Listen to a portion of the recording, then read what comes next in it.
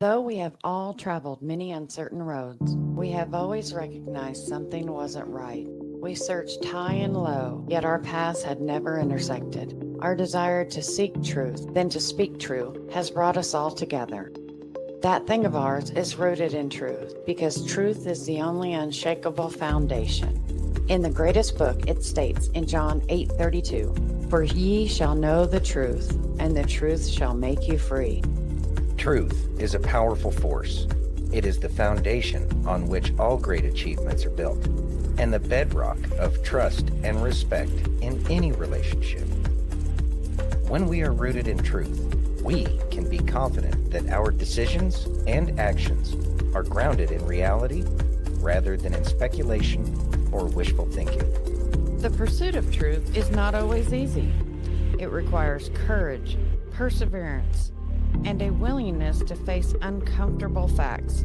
But in the end, the truth is always worth it. It allows us to make better decisions, to build stronger relationships, and to create a more just and equitable world. From politics and world events to entertainment and pop culture, we've got you covered. We'll explore our history and the stories that matter to uncover the truth that lies at the heart of each one. With our fingers on the pulse of the news cycle, we'll provide the insights and analysis you need to stay informed and engaged. As we stay rooted in truth and let the truth guide us in all that we do, let us be willing to listen, to learn, and seek out the facts, even when they challenge our own assumption or belief. Let us never forget that the pursuit of truth is not just an individual endeavor, but a collective one. Only by working together With honesty and integrity, can we build a better future for ourselves And for generations to come. This is That Thing of Ours. How's it going, everybody? Thank you for joining us today on this Thursday, 30th of January, 2025. I'd like to thank each and every one of you for joining us today on Facebook, YouTube, Twitch, X, Rumble, and Pill.net. and if you haven't already, please take a minute and give us that virtual hug. If you're over on YouTube or Rumble, hit that thumbs up. If you're over on Pill.net, take that red pill. If you're over on X, smash that heart. And if you're on Facebook, you got like 7 choices, so go ahead and clickety-click. Hit those buttons. We truly appreciate it. Helps us out tremendously. Yeah, make sure you like, share, and subscribe with everybody, or share with everybody that you know. Yeah, appreciate it. Anyways, all right. So it is Thursday, and yeah, it's busy over here apparently on the other side. It is. Yeah, it's busy. It's busy. Got F. Clint in the house. Yo, what's up, F. Clan? Got Aaron in the house. Got Aaron. Only 2 so far Yep. have started chatting we with got us. JD 1971 over on Pilled. What's up, JD? Thanks for joining. Love our Pilled fam. We do. Woot, woot. So, are you ready? Yeah. Let's go ahead and get started. Let's go ahead and get started. Can you read that, please? FBI Director Confirmation Hearing. Kash Patel's full opening statement. Let's listen. Let's listen. Testimony you're about to give to the committee will be the truth, the whole truth, and nothing but the truth. So help you God. I do, Mr. Chairman. Okay. You may proceed. Chairman Grassley, Ranking Member Durbin, and members of the Judiciary Committee, thank you for the opportunity to appear today. I must start with a word of prayer for the tragic accident that befell our nation last night, where we lost civilians and service members. I pray for their families. I pray for law enforcement and military personnel, and I pray for their souls, and hopefully God will find them peace in the near future. I'd like to welcome my father, Pramod, and my mother, Anjana, who are sitting here today. They traveled here to get here from India. My sister's also here, Nisha. She also traversed the oceans just to be with me here today. It means the world that you guys are here. Jesse Krishna. I wouldn't be here today without their guidance, their unwavering support, and their relentless love. When President Trump informed me of his intention to nominate me as the director of the FBI, I was deeply honored. Sitting here today, I carry not only the dreams of my parents, but also the hopes of millions of Americans who stand for justice, fairness, and the rule of law. My commitment to these principles is deeply rooted in my family's history, which has profoundly shaped my worldview. My father fled Idi Amin's genocidal dictatorship in Uganda, where 300,000 men, women, and children were killed based on their ethnicity, just because they happen to look like me. My mother is originally from Tanzania. She studied in India, as did my dad, and they were married there. They would later emigrate to New York, as the senator pointed out, where I was born, and we were raised in a household of my father's 7 siblings, their spouses, and at least half a dozen children. That's the only way we knew how to do things at the time in the 70s and 80s, the Indian way. But we would soon learn the American way. These values have shaped and been the driving force of my career in 16 years of government service. Protecting the rights of the Constitution is of the utmost importance to me and has been every single time I've taken that oath of office. The recent terrorist attacks in New Orleans tragically claimed the lives of 14 innocent Americans and serve as a stark reminder that our national security is at threat, both internally and externally. The FBI, the Federal Bureau of Investigation, and the Department of Justice, where I served, play a pivotal role in securing our freedoms and our safeties for American citizens. If confirmed as the next FBI director, I will remain focused on the FBI's core mission. That is to investigate fully wherever there is a constitutional factual basis to do so, and to never make a prosecutorial decision that is solely the providence of the Department of Justice and the Attorney General. For the first 8 years after law school, I served as a public defender, first for Miami-Dade County and later for the Southern District of Florida. During that time, I represented some pretty awful human beings charged with some pretty heinous crimes. But what I learned there was the core value that has been enshrined in me since, that due process must be provided without bias to all Americans. And if we cannot provide due process to the worst, then there can be no due process for anyone, and our constitutional republic fails. But I battled on that hill for that due process. I would later serve in the Obama Justice Department as a terrorism prosecutor in the National Security Division, where we successfully contributed to the prosecution of terrorist organizations like Al-Qaeda, Al-Shabaab, and others. I was honored to receive the 2017 Assistant Attorney General's Award from Loretta Lynch for my work in helping the Ugandans bring members of Al-Shabaab to justice for murdering 74 innocent people, including an American. I would also receive the Human Intelligence Award from the intelligence community for related work on that mission. My experiences at the National Security Division and would later be followed by my experiences on the National Security Council as Senior Director for Counterterrorism, and later as the Deputy Director of National Intelligence, responsible for the production, creation, and promulgation of the Presidential Daily Briefing, our nation's most sensitive classified information and secrets to protect our country. My time in the White House was preceded by my time right here in Congress as a staffer on the House Intelligence Committee, where I spearheaded the investigation that exposed serious FISA, Foreign Intelligence Surveillance Act abuses by members of the Department of Justice and the Federal Bureau of Investigation.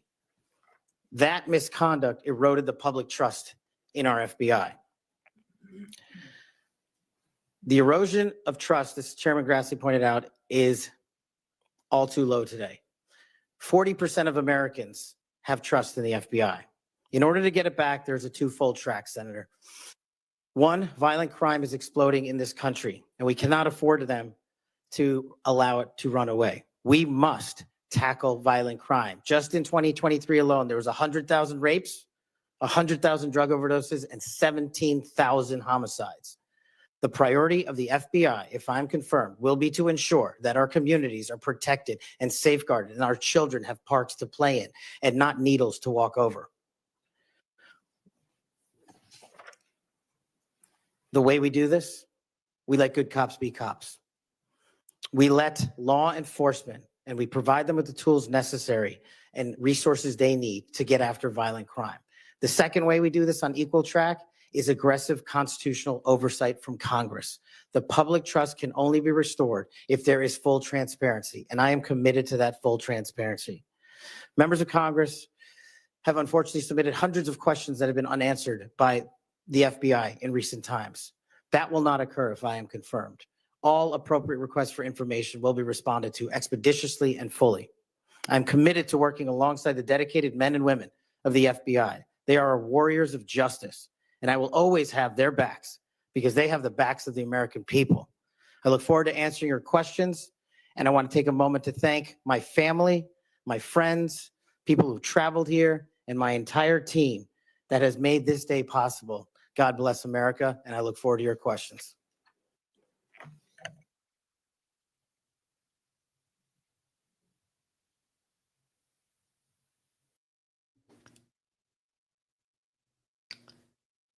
All right. Thoughts? So, just the opening statements from Kash Patel, and we've got a lot of videos about him today, so I'm going to keep my comments short about this. But I will say the thing that I noticed is those that are more inclined towards the swamp, I'll say, kind of had a tendency to be a little scared, almost even crying. They seemed very nervous, whereas there were a lot of people who were confident, and those were the people that were supporting Kash. Now, I have not and keep in mind, I don't sit here and watch, these kinds of government whatever. It's not like something that I'm hearings. Thank you. That's the word I'm looking for. It's not like I sit around and watch government hearings all day, every day. But I will say that I've seen some pretty intense hearings about confirming somebody to a position, whatever that position may be. And I've never seen anybody get like scared or nervous. They've never seen that way before. And I was kind of observing that. But just keep an eye out for that as we go through and watch some more of these things. But it looked great. Hey, Steph. Hey, Steph. And all the other people that I didn't get to point out. I know Mike and Carol showed up too. That's it so far. All right. That's it so far. You ready? People are rolling in. Ready? Yeah. Can you read that, please? All right. Senator Mike Lee and Kash Patel dismantled the smear campaign Democrats tried to push during the hearing. Let's listen. We should. Patel, while we're talking about your awards, let's talk about the cowards in uniform comment for a moment, can we? Please. Would you like to tell us what that was? Put it in context, help the committee understand what that was about. I think it's important. Thank you, Senator. During that time on January 6th, I was serving as Chief of Staff at the Department of Defense. And days prior, we had received the authorization from the President to issue the National Guard to protect you and your colleagues. But as you know, the law requires a request before the deployment of that guard. That request did not come in until the afternoon of January 6th. Once that request came in, this unfortunately, as has been confirmed by his own testimony, I believe, the Secretary of the Army, Ryan McCarthy, failed to immediately deploy the National Guard and instead took a break to speak to media and make personal phone calls. That endangered the safety of you and your colleagues. And if you look at the Biden Inspector General report, we at the Department of Defense authorized the fastest cold start of the National Guard since World War II and the largest occupation since the American Civil War. And the Biden Justice Department said that we, including myself, as Chief of Staff, when it came to the deployment and employment of the National Guard, acted swiftly and without undue delay. So that's what you were talking about. And that's why you had the reference to the UCMJ. Tell us what that means. The Uniform Code of Military Justice is for uniform officers who betray the code of justice and also act inappropriately. And I thought any delay to have the National Guard arrive on scene here must be called out, whether it was a fellow Republican or not, especially someone under my auspices running the Department of Defense. Okay, so moments ago when Senator Durbin displayed a chart with that quote, there was a reference in part of it to the UCMJ. That's what it was referring to. Yes, sir. Those were the cowards in uniform. Those people who didn't do what they were supposed to do, and a lot of people were put in danger as a result. That's correct, Senator. Okay, thank you. That's very good to know. I do find it significant that we've heard all kinds of aspersions cast in your direction by people who do not know you, by people who do not share your worldview, by people who do not share your commitment to the Constitution or your commitment to public service. I find it astounding that they're willing to say this amidst such great ignorance, and I find it equally heartening that the 56 former FBI officials who know you best, who have worked with you, who actually know who you are, who actually share your view of the Constitution, of the view that you ought to be a law enforcement agency and not a weapon of political warfare. These are the people who stand by you. Those who cast aspersions don't share those views. Would I be correct in surmising that? Yes, sir. Let's talk about the Fourth Amendment for a moment. The Fourth Amendment tells us that in order for the government to breach your expectation of privacy relative to your person, your home, your papers, if they want to search that, if they want to seize you, they've got to get a warrant. And that warrant has to describe with particularity the persons or places to be searched or to be seized and to connect them up with a showing of probable cause. Now, in the case of FISA 702, we're dealing with a somewhat different universe. Now, moments ago, we heard some discussion about FISA 702, about suddenly we've got a different FISA 702 than what we had when President Trump was last in office. Is that true? Because by my count, FISA 702 has not changed substantively since President Trump was in office last. That's correct. Okay. And there was also some back and forth discussion about FISA 702 and the use of it and the fact that in real time, it might not work to get a warrant. This, in my view, misses the point. The concern that the American people have with FISA 702 is not about the real-time collection of communications regarding foreign targets. The concern is that once those communications are stored, you have within them what are referred to as incidentally collected communications of Americans, text messages, emails, recorded phone calls, and so forth. If they want to go in and search for someone, let's say you, if someone wants to go into one of those databases after they've been collected, let's say if you're unwittingly communicating with somebody who, unbeknownst to you, happens to be an agent of a foreign power or otherwise under surveillance under FISA 702. If they wanted to search for you, they wanted to enter your name, your phone number, your email address, or some other personal electronic identifier, would they have to get a warrant to do that under current law? Under current law, I believe so, Senator. Under current law, they routinely access that without getting a warrant. In order to access it, they've got their own internal procedures. They're not supposed to use this for light or transient reasons. They're supposed to have a perfectly good reason. And yet we found that on hundreds of thousands of occasions, they have accessed the private communications of Americans, searching for those individual Americans by name, by number, by email address, whatever it is, without a warrant or anything tantamount to it. On occasion, they've even been used for overtly nefarious reasons. One agent deciding to look in on his father because he suspected his father might be having an extramarital affair. On another occasion, an agent looked at people who were thinking about renting an apartment from him to make sure they were upstanding citizens and could be trusted. Are these appropriate uses of FISA 702?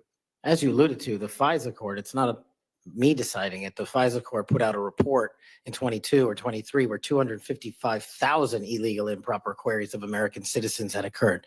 255,000 reasons why the American people don't trust it. And that's what we must work together, Congress and me, if I'm confirmed as FBI director, restore that trust and protect the mission. Music to my ears, because I've been a U.S. Senator for 14 years. I've been on this committee the entire time.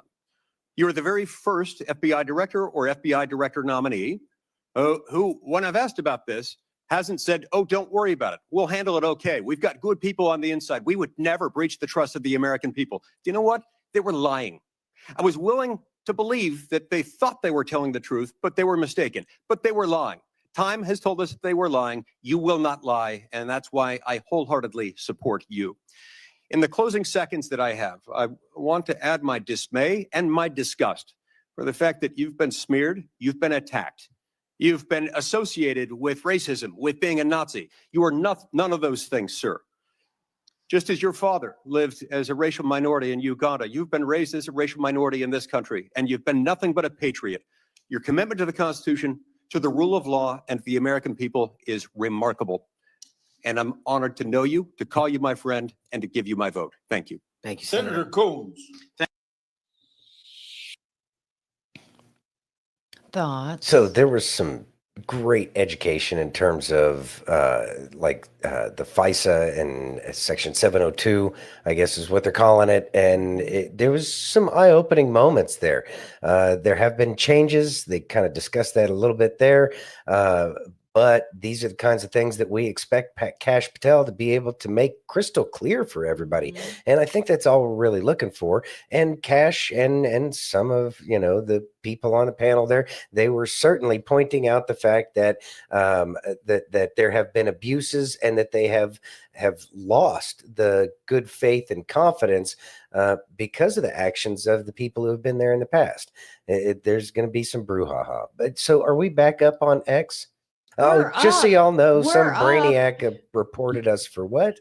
We are up. It's just they're suppressing us. So F. Clint, Aaron, anyone who has an X account, if you could go over there and repost it, that would be great because they are suppressing us for hateful material. Yeah. So apparently some brainiac decided to make smart and report or whatever. It's just petty people doing petty things. Mm-hmm. Whatever. Anyway, are you ready? Mm-hmm. Can you read that, please? Sure. Kash Patel handles Senator Dickie Durbin like a boss during confirmation questioning. Let's listen. There we go. I woke up this morning to National Public Radio, and they had an item on there about what has happened to those who were given blanket clemency by President Trump.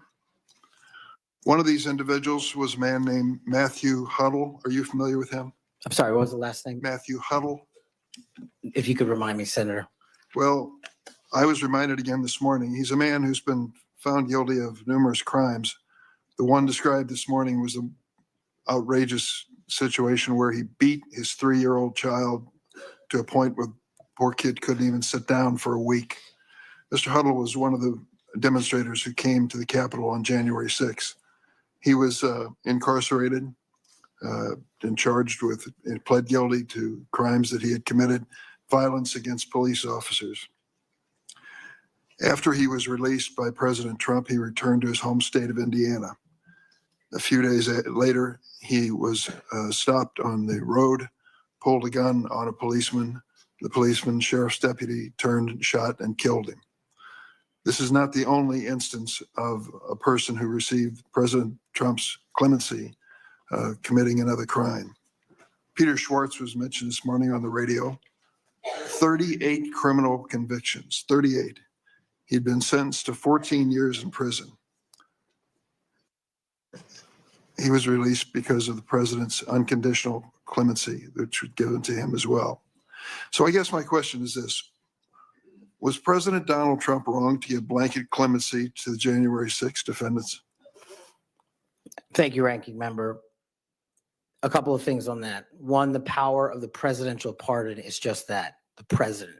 Well, I concede he has the authority. I'm asking, was he wrong to do it? And as we discussed in our private meeting, Senator, I have always rejected any violence against law enforcement, and I have, including in that group, is specifically addressed any violence against law enforcement on January 6th. And I do not agree with the commutation of any sentence of any individual who committed violence against law enforcement.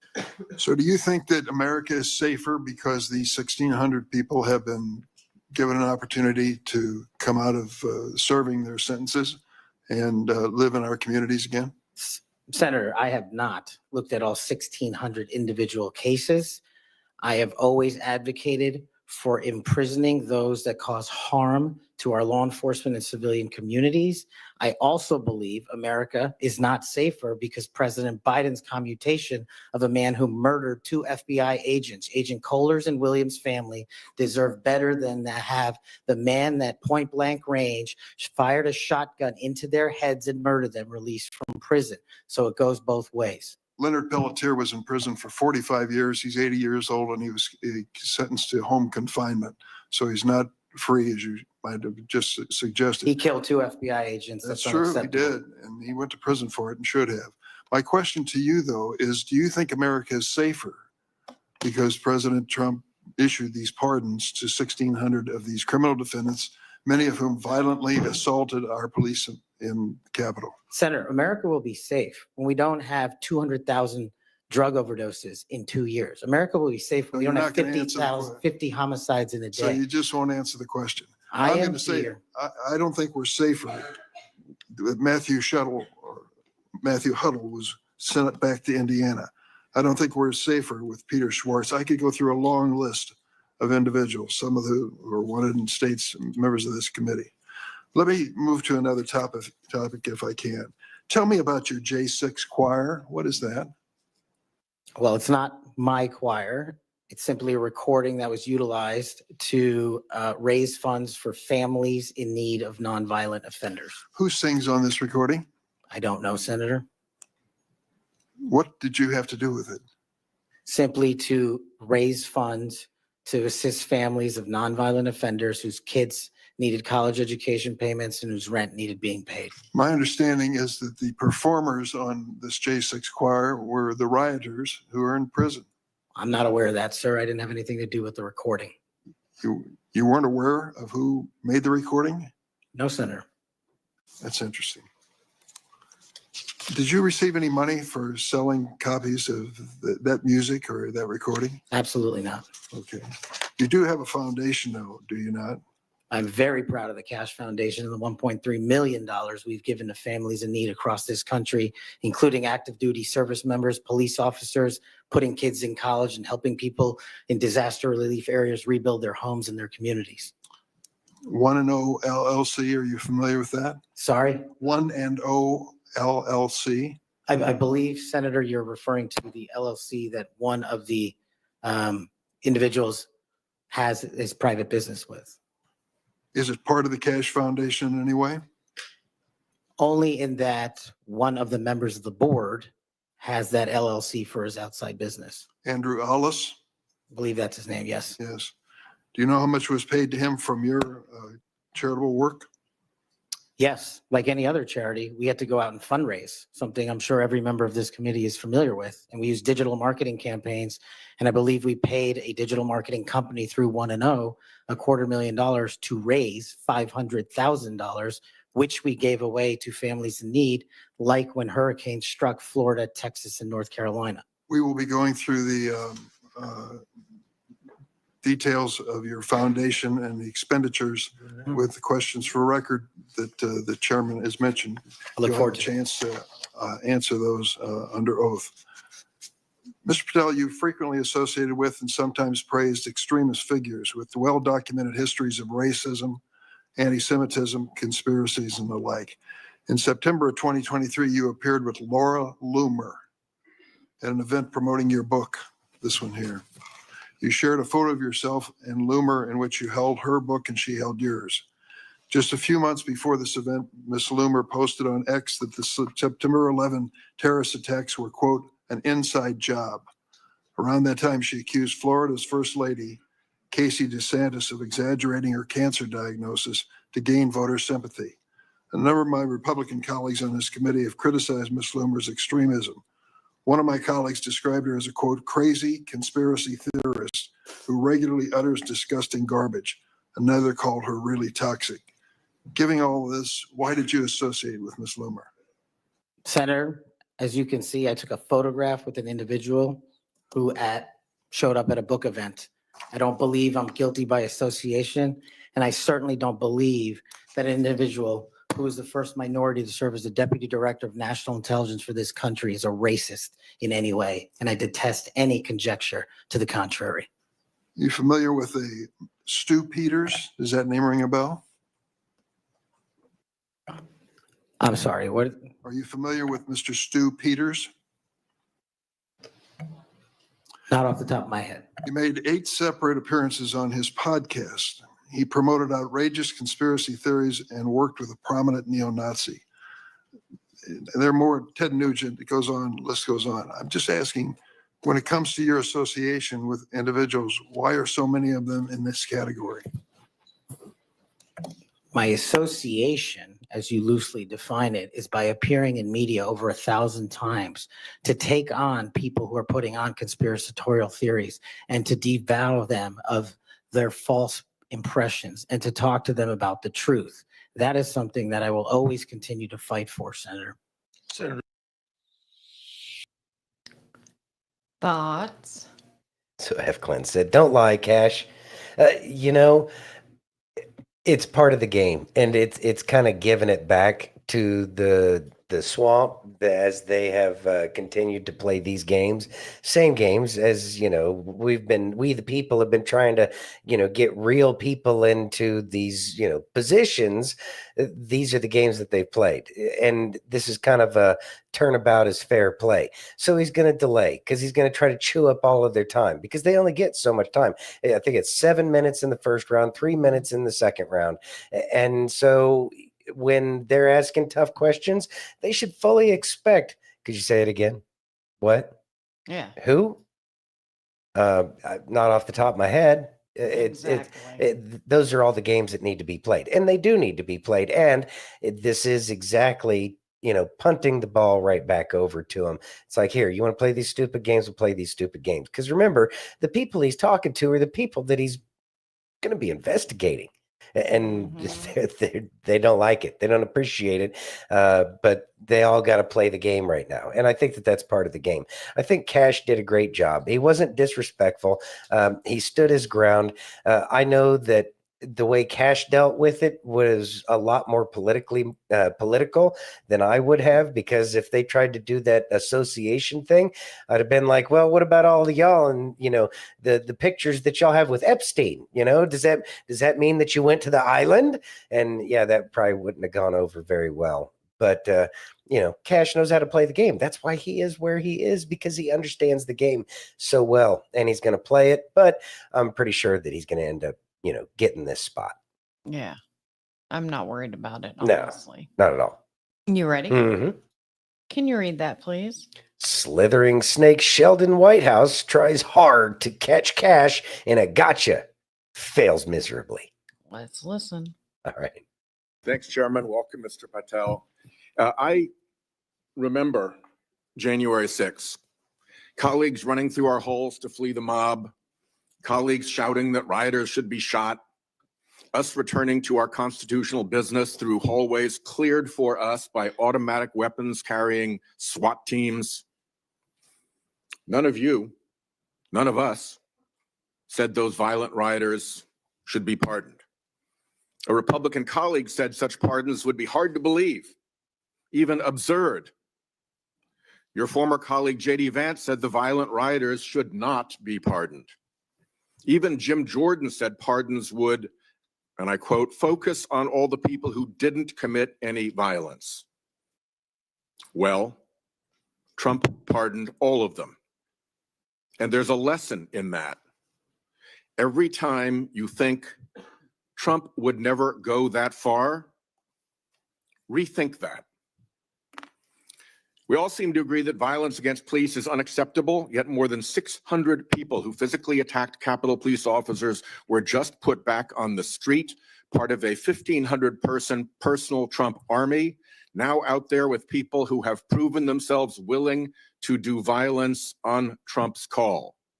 In only 10 days, some are already back committing crimes. We've also tried as a committee together to address the dangers of illicit drug sales over the internet. And I assume we're all against murder for hire. But Trump also just pardoned a dark web operator sentenced to life in prison for trafficking illegal drugs online and accused of soliciting murders for hire. Those pardons, as Mr. Accused, Patel not has convicted. said, are a mistake, but they are also a signal that we are entering a strange and dangerous time. That is the context for today's hearing. Warnings that the FBI could become Trump's enforcer, use the powers of law enforcement to stifle speech and dissent, punish political rivals of either party, and hand out free passes, get out of jail free cards to violent supporters are warnings we should heed. Here are some warnings of this nominee's Trump administration colleagues. Former Attorney General Bill Barr said, this nominee has virtually no experience that would qualify him to serve at the highest level of the world's preeminent law enforcement agency, end quote. And we would never be able to command the respect necessary to run the day-to-day operations of the Bureau. That's for the deputy position. Former CIA Director Gina Haspel was reported threatening to resign rather than have this nominee Oh, serve no. under her. Please don't. John Bolton, Trump's former national security advisor, said, "I didn't think he was qualified. I was forced to hire him." Trump's deputy national security advisor, the nominee's former supervisor, said, "His ideas are ludicrous. He's absolutely unqualified for this job. He's untrustworthy. And it's an absolute disgrace to even consider an individual of this nature." That's from Republican appointees who worked with him. And here's what this nominee himself has said about using his office to prosecute journalists. "We will go out and find the conspirators, not just in government, but in the media. We're gonna come after you, whether it's criminally or civilly." Is that a correct quotation, Mr. Patel? Senator, that's a partial quotation, But it's correct. in part. Regarding his publication of his enemies list, Mr. Patel proclaimed, "The manhunt starts tomorrow," and reposted a video depicting him taking a chainsaw to his political enemies. Is that you, Kash Patel, reposting that at the top of that page? Senator, I had nothing to do with the creation of that Is that meme, you reposting it was my question. and that's me at the top. Oh, no. It's You a said meme. FBI agents were responsible for the violence on January 6th, and I quote you here, "beyond a reasonable doubt." Is that what you said? That's completely incorrect, and I appreciate the opportunity to address that. I'll give you an opportunity in writing, but this is my time now. Have at it. An inspector Meh. attorney general investigation found that that was false. And you said we should impeach judges who rule against Donald Trump, who are, in your words, political terrorists. When this nominee tries to explain all this away, keep one thing in mind. He's testified under oath before a Colorado judge who presided over a Trump case in which he was a witness. And the judge found, and I'm quoting here, he was not a credible witness. His testimony is not only illogical, but completely devoid of any evidence in the record. That's from a judge. This is a dangerous time, and I ask all my colleagues to consider whether these plain comments by this person and by his own Trump administration colleagues should be given a blind eye, just overlooked, or whether, like the warnings of pardoning violent January 6 offenders, they're warnings to be heeded. There is an unfathomable difference between a seeming facade being constructed around this nominee here today and what he has actually done and said in real life when left to his own devices. Is he a handler? Shows character.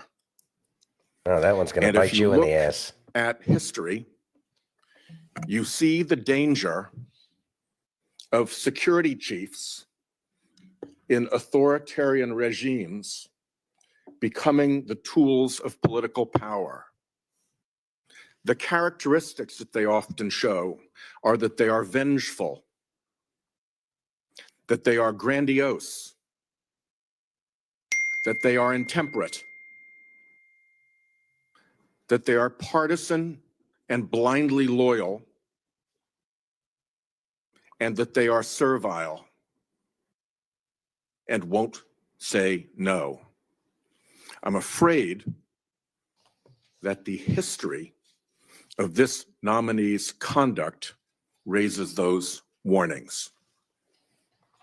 And I yield my 1 second back. Before Senator Cornyn, you said you'd like to explain something. I forget the point he made. You can do that now if you want to. Simply this, Senator. In the collective, all of those statements are taken out of grotesque context. And anyone that thinks my 16 years of service isn't exemplary on how I would proceed if confirmed as FBI is intentionally putting false information into the public ether and creating more public discourse. The only thing that will matter if I'm confirmed as a director of the FBI is a de-weaponized, depoliticized system of law enforcement completely devoted to rigorous obedience of the Constitution and a singular standard of justice.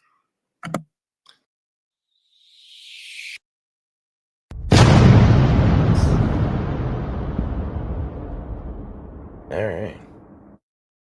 So let's see. Cash did an amazing job there, and here's the meme, the meme that hurt Shelley's feelers there, and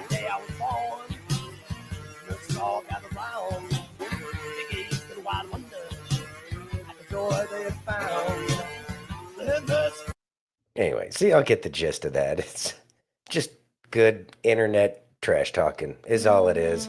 And of course the left is going to spin because everything they don't like and everybody they don't like or everybody who disagrees with them is somehow a Nazi. And he was just, without coming out and saying that he's a Nazi and, that this is all the Nazi takeover of America crap that they've been trying to play the entire time. It's all far-fetched. It's so far-fetched. It's ridiculous. It is ridiculous. But I will say that Cash did an amazing job. And Wendy, he wasn't, obviously, Shelley there didn't want to let Cash respond because he was so proud. He had 1 second left. And then I yield back my 1 second. I yield Fuck back my you. 1 second. Anyway, and then who was it? The chair of the whole thing gave Cash chance to respond, and which he did, and it was just completely negated everything that guy's worthless monologue was. But he did seem like he was a little shaky and nervous. I don't know why he would be shaky and nervous. After all, he's a senator in the Judiciary Committee. There should be nothing that he should be worried about. After all, if there was ever a problem, they would be able to kind of make things go away, wouldn't they? Interesting thought. Maybe that's why they don't like Cash. Could be. I had to think on that one. Yeah. You ready? Yeah. I got Senator Cruz talking to Cash about January 6th. All right. This one really takes the cake. So let's just focus on some facts. Let me ask you a question. What role did you occupy in the days immediately before January 6th? Chief of Staff of the Department of Defense. You were the Chief of Staff at the Department of Defense. Yes, sir. So to be clear, you were not rioting at the Capitol. No, sir. Okay. Where were you physically on January 6th? In the office of the Secretary of Defense in the Pentagon. And what were you doing on that day?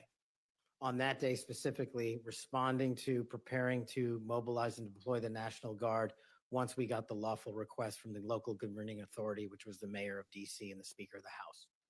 Now, how many days in advance were you working to prepare the Department of Defense to help secure the Capitol on January 6th? Days in advance, Senator, we were in the Oval Office on an unrelated national security matter with the President of the United States, the Secretary of Defense, the Chairman of the Joint Chiefs of Staff, and myself. And the President authorized up to 20,000 plus National Guardsmen and women to secure any security measures necessary related to the Capitol. So we were moving to the fullest extent of the law before the requisite request came from a local governing authority days ahead of time. And while you were Chief of Staff at DOD, how many times did DOD approach Capitol Police and ask if they needed National Guard assistance? I believe those letters are well documented, numerous instances, and numerous of those instances, those requests were shut down. Now, am I correct that the Capitol Sergeant at Arms said assistance was unnecessary? That's correct, Senator.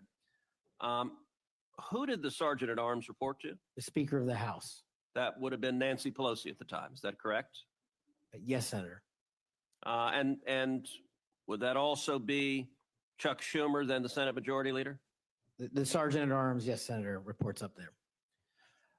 Did Mayor Bowser, the Democrat elected mayor in D.C., either request or allow National Guard assistance? She put in writing on the days leading up to January 6th, a declination for National Guard additional support. And that letter is available publicly to the world. And just to speak English for folks at home, a declination meant she said, no, don't send National Guard. Is that right? Yes, sir. Let me ask you a simple question, because from the questioning from my Democrat colleagues, they might think otherwise. Do you condemn violence against law enforcement? All of it. And by the way, is that true whether the violence is right wing or left wing or anywhere else? There is no discriminating between types of violence against law enforcement. And do you believe those who assault and commit violence against law enforcement should be prosecuted and should be sent to jail? Especially those that kill them. Let me ask you, how many years have you worked in public service? About 16, Senator. And how many years have you worked in particular in law enforcement and prosecution and national security? Over a decade, Senator.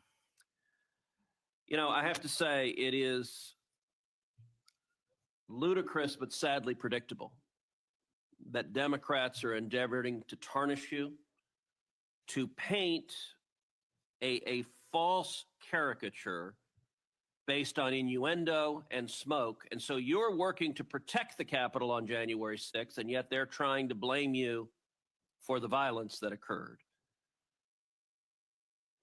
Let me ask you this just as a straightforward matter. What is the job of the FBI, and what will the FBI's role be if and when you are confirmed as its director? The simple motto on the website of the FBI's homepage is to protect American citizens and uphold the Constitution. If I am confirmed as the next director of the FBI, that's what we're going to do and redirect resources to making sure that occurs every single day. Thoughts? It's interesting that, okay, so Kash Patel was the chief of staff of the Department of Defense at the time, right? And the military was specifically denied. So why would they put anything on Kash? See, the thing is just like Senator Cruz was saying there, and y'all know I'm not a fan of him, but At all. Right. And as Senator Cruz was saying there, it's all smoke and mirrors. They're trying to make something out of nothing. It's all vapors. And it's been, I mean, we all know this because we've been paying attention to something other than what the legacy media has been trying to lie to us about. But so many other people have believed that lie. They listen to places like NPR and MSNBC, and they really have no clue about anything that really happened on January 6th. They try to pin the whole January, you know, the fact that Trump signed a pardon for all of the people. And yes, one of them got pulled over. He got out of the vehicle with a firearm, and it didn't end well. Surprise, surprise. Although in defense of that man, not Being in jail for so long might have fucked him up a little bit. and that's kind of the point. He wasn't in the right frame of mind, because I guarantee you before all of that January 6th bullshit happened, well, no, because he had a lot more of a history. But the thing is Kash Patel had no input on any of it. Whether or not Trump released these people, Kash Patel wasn't there to provide advice for him in terms of what everybody's background was. They are trying to pin stuff on Kash Patel. They're just looking for a fall guy. They're throwing stuff against the wall and seeing what sticks. But right now, it really doesn't look like anything's sticking. I'm pretty sure that we're going to have Kash as the director of the FBI. I think we just have to go through the motions right now. Mm-hmm. Exactly. Are you ready? Yeah. How about some Kelly? Yeah, we could use some Kelly. Okay. All right. Let's listen. Let's go. Yeah, it's not. The reason we struggle so much with sin is because no one taught. What if the reason we struggle so much with sin is because no one taught us the right way to get rid of it? Right now, do you feel like there is a sin in your life that you just can't get rid of? Like you are trying to do all you can to stop. You don't want it in your life. You want to honor God. You just can't seem to get free. If you feel like that today, you are not alone. And I want to share some truth with you today that just might help you get set free. You see, in our mind, as soon as we gave our life to Jesus, we realize how unworthy we are of the gift he died to give us. So we make a choice. I'm going to get rid of this sin and get closer to you, God. We see it as us standing here God standing way over here, and all of our sin in the middle. And if we could just get through it, oh, then I could be close to God. Because we know sin separates us from God. But there's a problem with that, isn't there? We can't ever seem to get through all this sin. If you could have gotten through your sin already, you would have. But the truth is, you can't. And if we've been taught our whole lives, we need to fix our sins so we can get close to God. No wonder so many people walk away from God, because they have so much sin in their life, they can never feel like they can get close to him. And then the church isn't really helping much. You did what last night? Oh, you should be ashamed of yourself.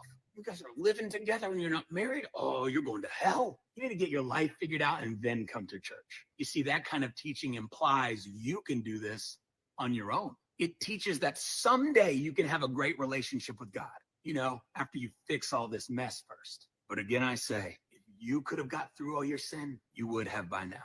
So let's look at this all a little differently, shall we? You see, it's not really the sin that we're obsessed with. It's sin's promise of pleasure. We know we don't need this in our lives, but at the same time, we feel like we do need it in our lives. We feel like it fills a void. We need this to be happy. We need it to get through our day. And that leads us to step one. We need to come to the understanding and realization that anything we need is found in him. My Bible says that nothing we find in the world will even come close to what we find in his love. And Romans 2:4 tells us it's the goodness of God that leads us to repentance. First thing you need to understand is the world has nothing to offer you. Those sins that we feel like we need, that are bringing us joy and fulfillment, are really only destroying us. And the truth is, resistance to these sins in our life only heightens the promise of pleasure of acting out on it. The more intense the inner battle not to do it, the greater the promise of pleasure if I do.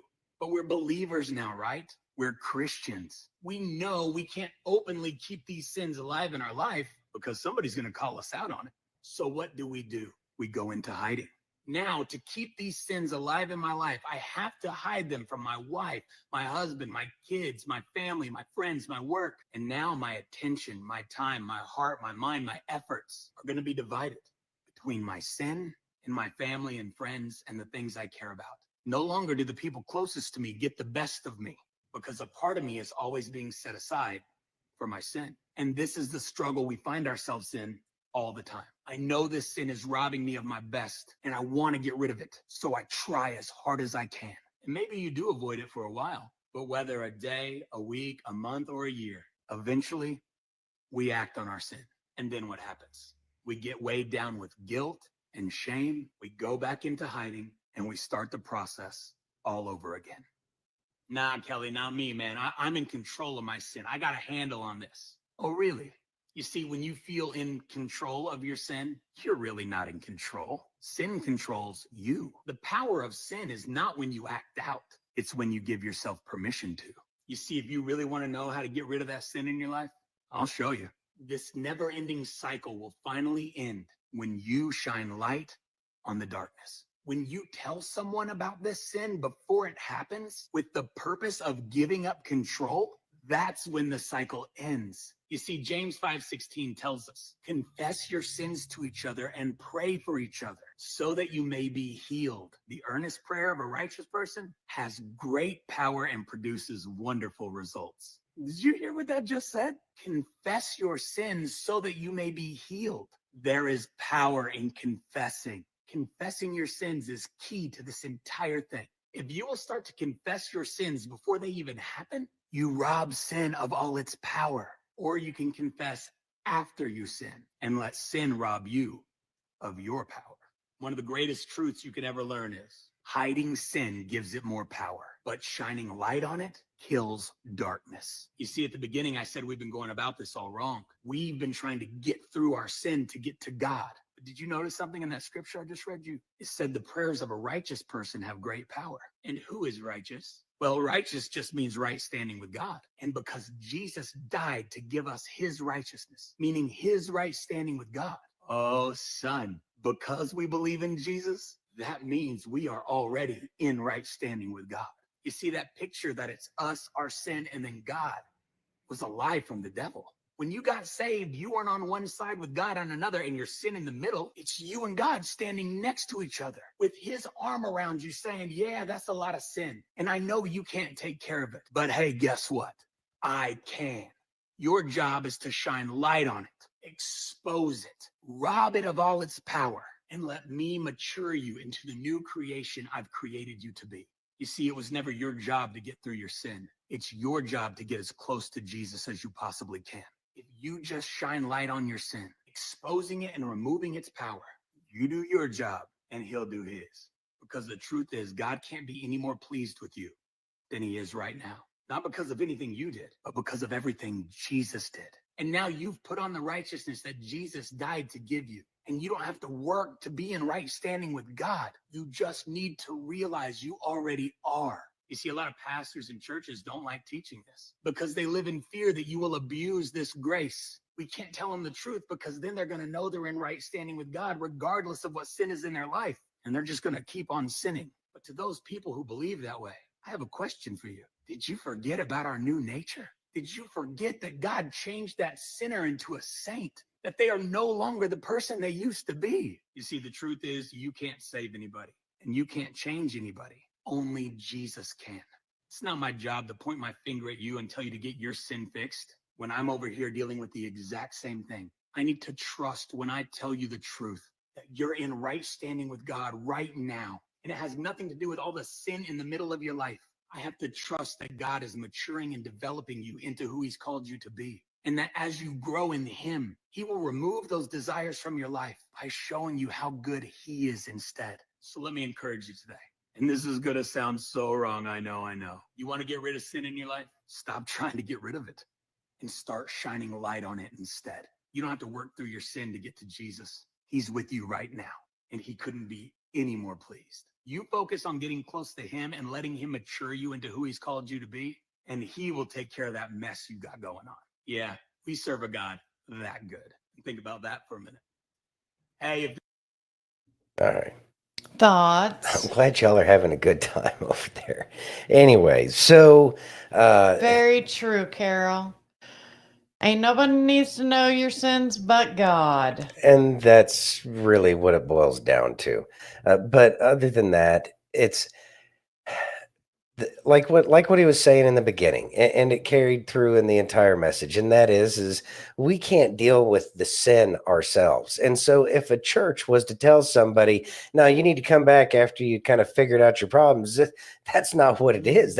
It's like, have you read the Bible, Pastor? It's like, no, it's like these are the sheep and you're the shepherd and you should be guiding the flock, and they're going to have that one that leave the 99 behind, come back, get the one, and then everybody rejoices because the one has returned that strayed from the flock. And so we do get lost, and it is difficult to deal with challenging people. I know this because I am a challenging people at times. Sometimes more often than not. But the thing is it's the community, and it's everybody helps everybody out. We help guide each other, and to remove somebody from the community absolutely denies their ability to try to get back on the path. Our goal as followers of Jesus, of Yeshua HaMashiach, however you want to say it, our goal is to get more people to come back to the light. And so we have to give that love and guidance. That's what we're supposed to do. If they choose not to listen, that's on them. But separate from that, we have to be those examples of love. And so we have to be that very expression. And if we're not helping the people, then they can't really necessarily help themselves because they have to figure it out on their own. And figuring stuff out on your own only delays the potential growth that is there. Exactly. God. All right.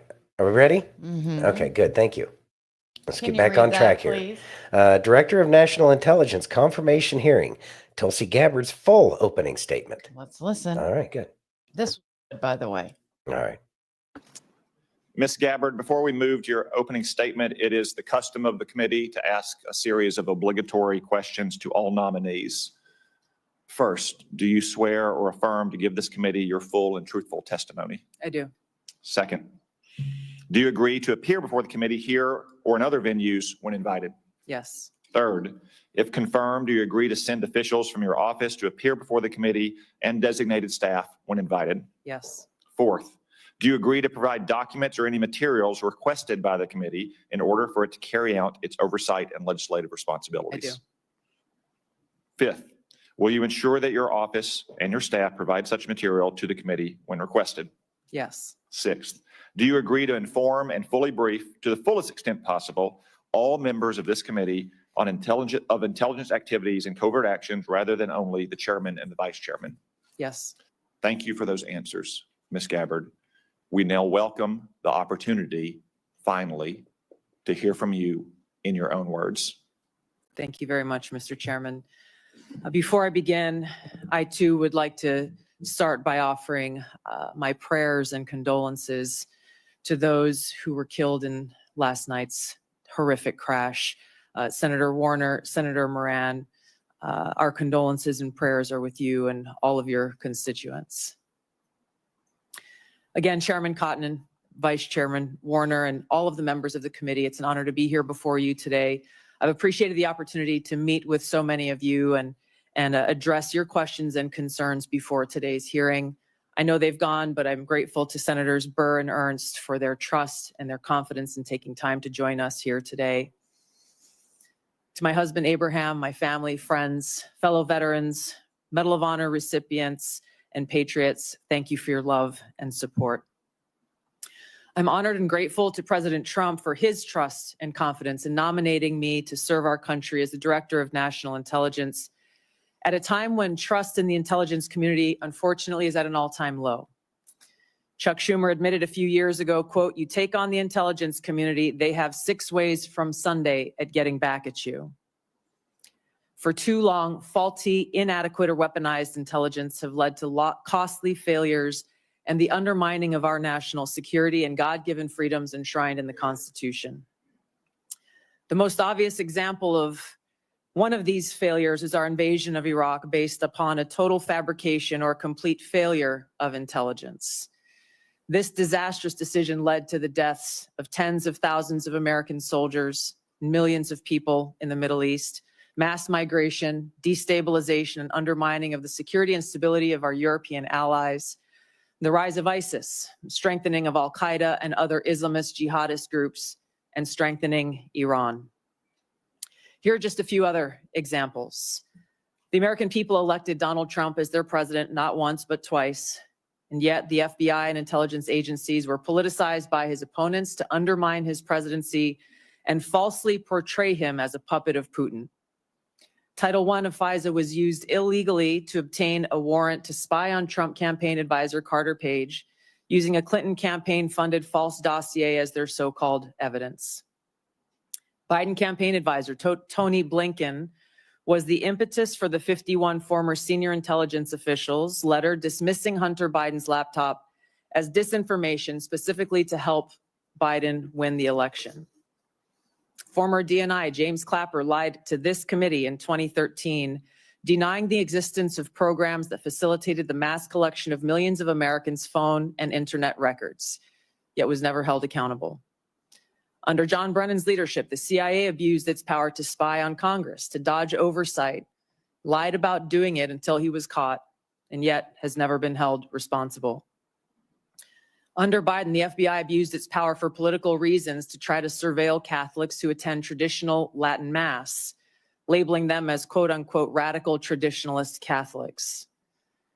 Personally, just 24 hours after I criticized Kamala Harris and her nomination, I was placed on a secret domestic terror watch list called Quiet Skies.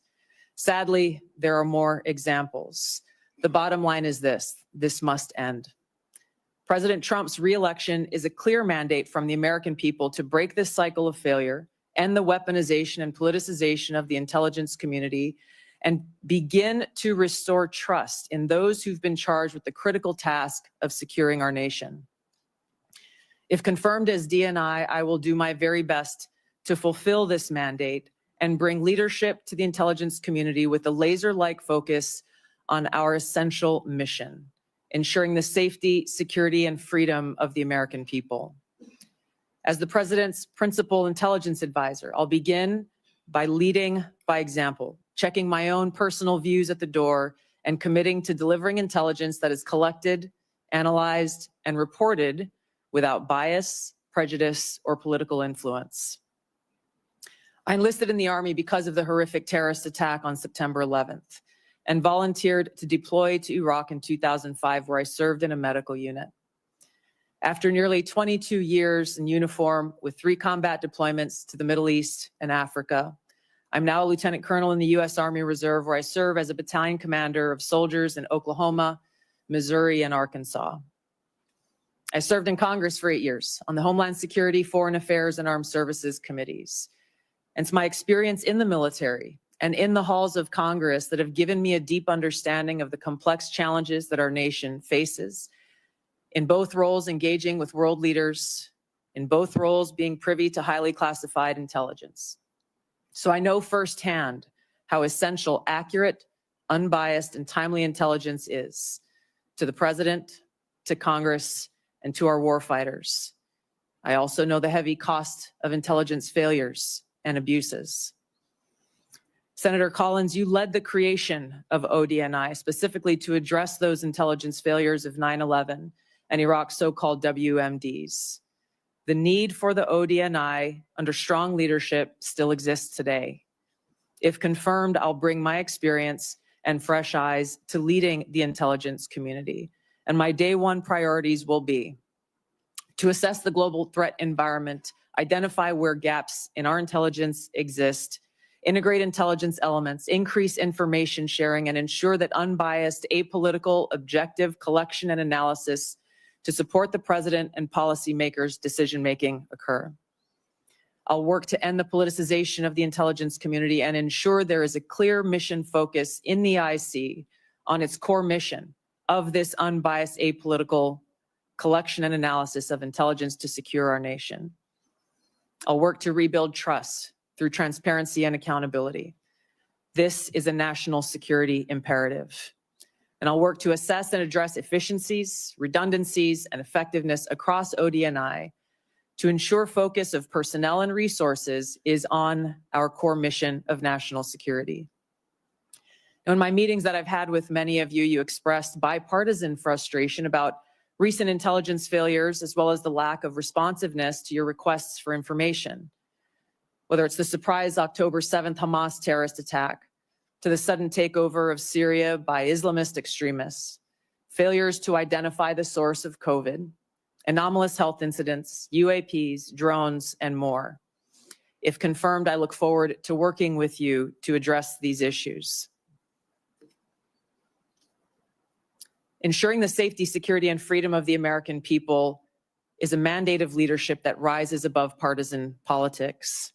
If confirmed, my commitment to the president, to you, and to the American people is this: I will do my very best to find the truth, no matter where it leads, and share that truth with President Trump, his advisors, and you in Congress, providing you with that unbiased, timely, and accurate intelligence as you make the tough decisions that'll impact the safety, security, and freedom of the American people.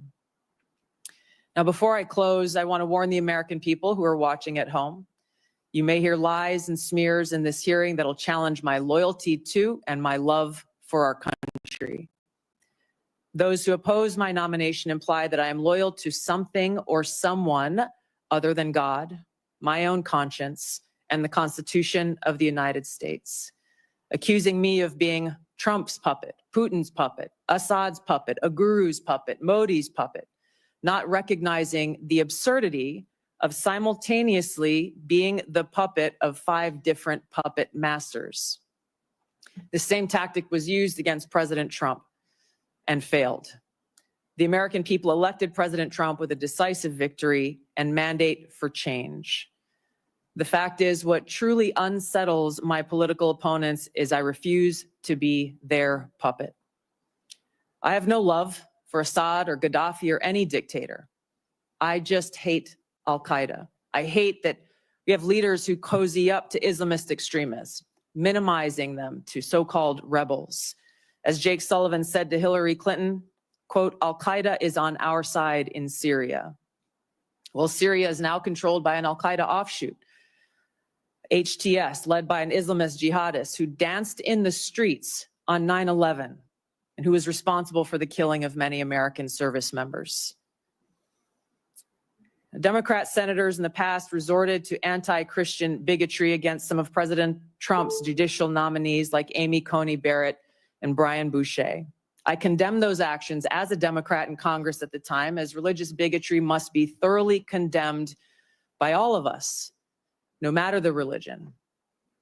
Unfortunately, there are some Democrat senators who still don't understand the principle of freedom of religion and Article 6 of the Constitution. Quote, no religious test shall ever be required as a qualification to any office or public trust under the United States.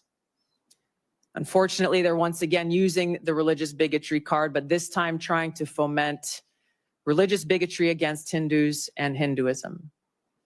If anyone is sincerely interested in knowing more about my own personal spiritual path of Hinduism, I welcome you to go to my account on X, where I'll share more on this topic. If confirmed as Director of National Intelligence, I will continue to live by the oath that I have sworn at least 8 times in my life, both in uniform and as a member of Congress. I will support and defend our God-given freedoms enshrined in the Constitution of the United States against all enemies, foreign and domestic, and I will bear true faith and allegiance to the same. Thank you very much for your time. I look forward to your questions. Thoughts? So, there's a lot there. It was a good opening statement, and she covered a wide range of everything that's going on. I'm pretty sure she's extremely qualified for this, and I'm pretty sure that she's been really helping out so much more in the background that people just don't know about. She's got a good head on her shoulders, and I look forward to her getting confirmed. I'm pretty sure that both Kash and her are going to get confirmed.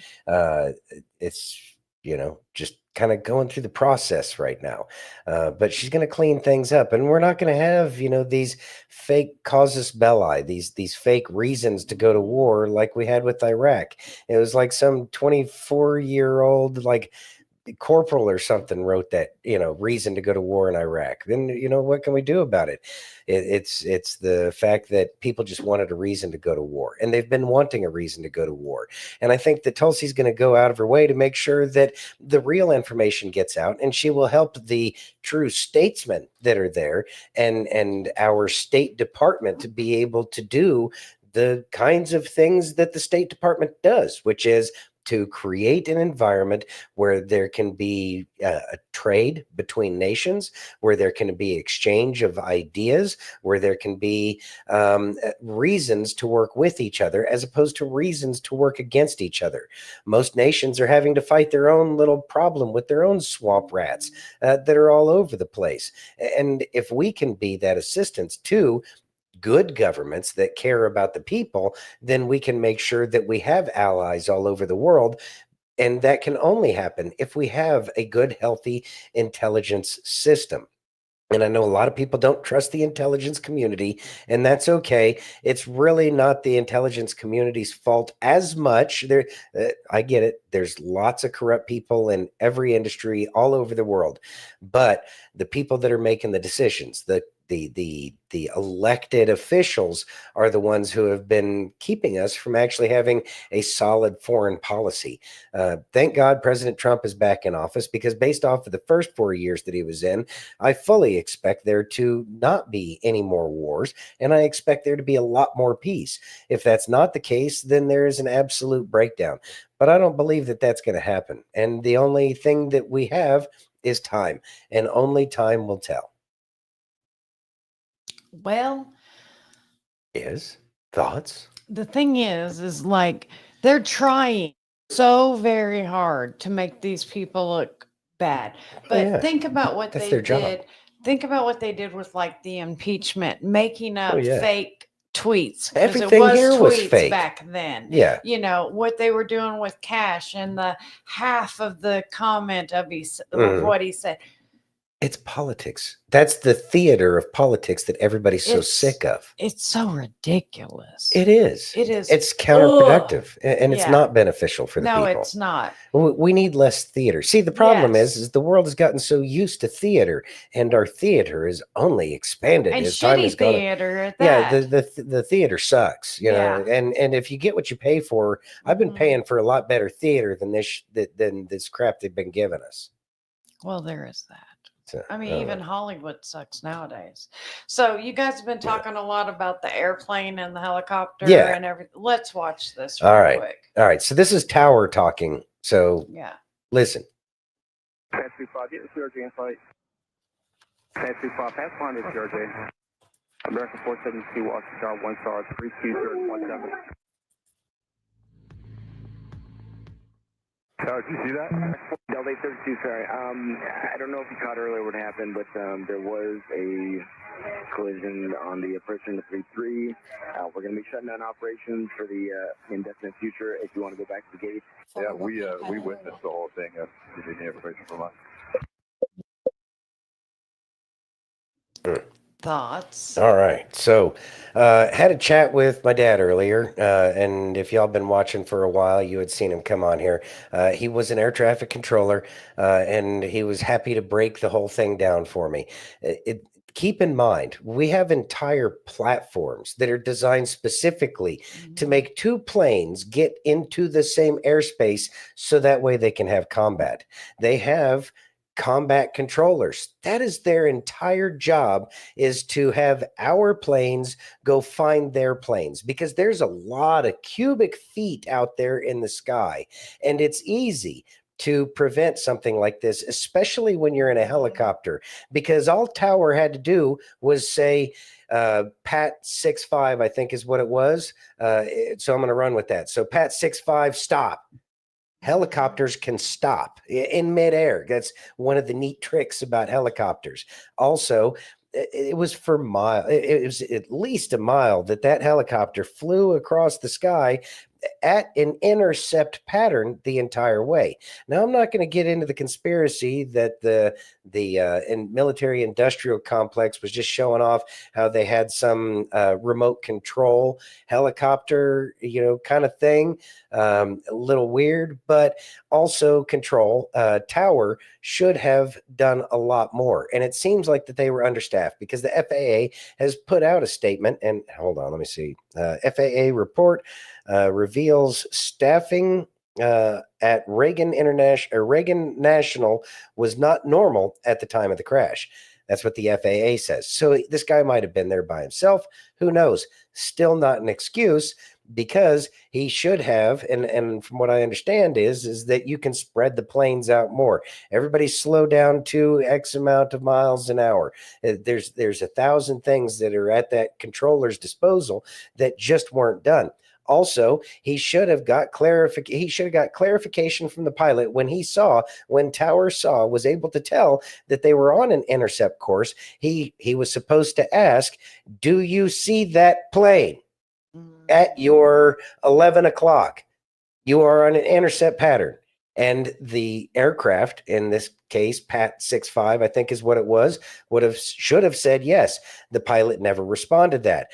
Tower should have then restated. There are a lot of things that just don't look right in this whole scenario. So what does all of this mean? Well, it sure is interesting that this happens, now that Trump is in office, and we fully expect. So it makes all of our spidey senses start to tingle and say there's something that's wrong here. A helicopter and a commercial aircraft should never have collided with each other, and not just a helicopter, but a military helicopter, which has its own kind of avoidance equipment on board. So what are we looking at here? Well, I think we all really know. Question is are we ever going to hear the truth? Sadly, this is going to get buried.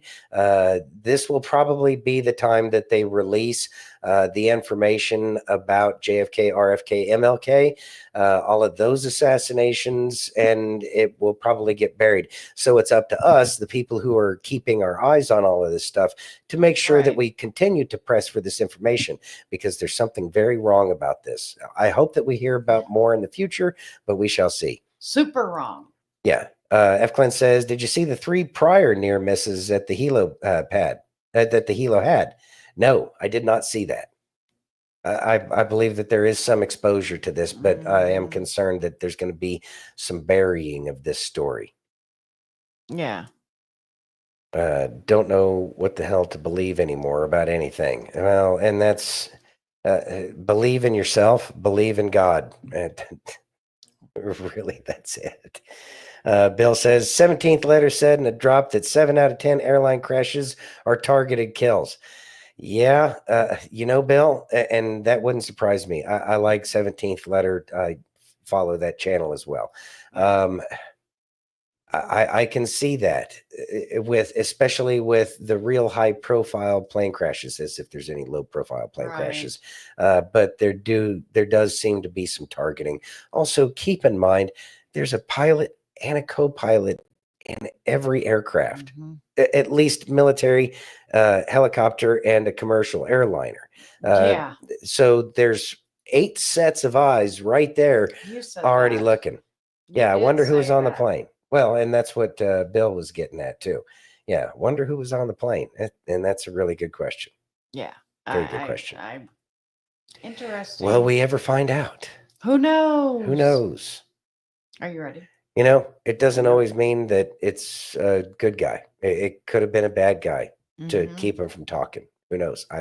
Again, it's all theory and conjecture. It is. But worth knowing, especially since, and keep this in mind too, Kash and Tulsi both pointed it out. Yes. Very much so they did. Maybe, just maybe, they're pointing to something. Yeah. Dig away, my friends. Dig away. Dig away. You ready? Yes. Can you read that, please? DHS Secretary Kristi Noem ends payments to non-governmental organizations that facilitate the border invasion. Let's listen. Yay.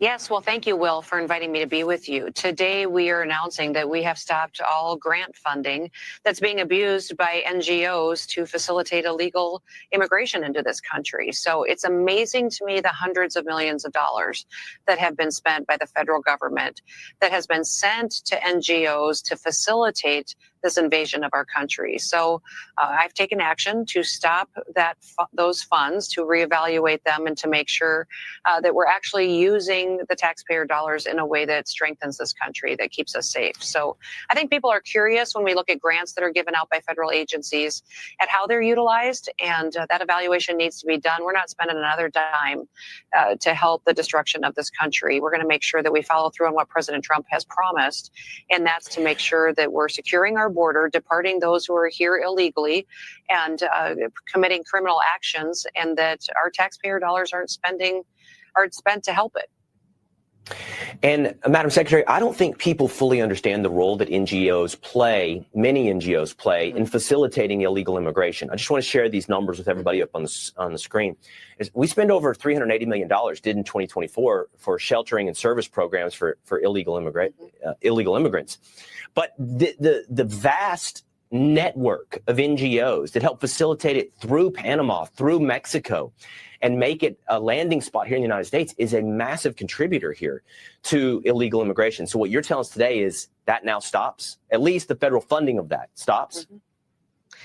Yes, through the Department of Homeland Security, we have stopped spending those dollars to fund those NGOs. And well, what's been so revealing is that many of these NGOs actually have infrastructure and operations set up in Mexico on that side of the border that are telling those illegal immigrants to come to them, and they will get them across the border. So they're not just operating in the United States, they're operating outside of the United States to help make it easier for those who want to break our laws. Right.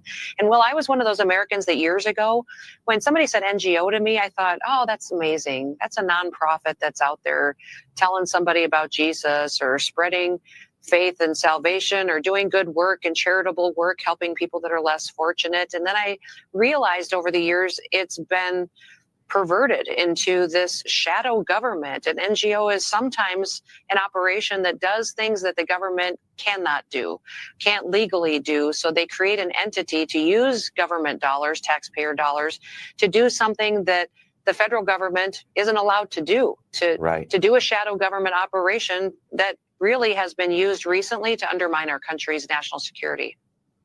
Yeah, and they often have, and they are religious organizations, and they have very nice names, and they do great work in a lot of situations. But this is another thing that they are doing, is facilitating illegal immigration.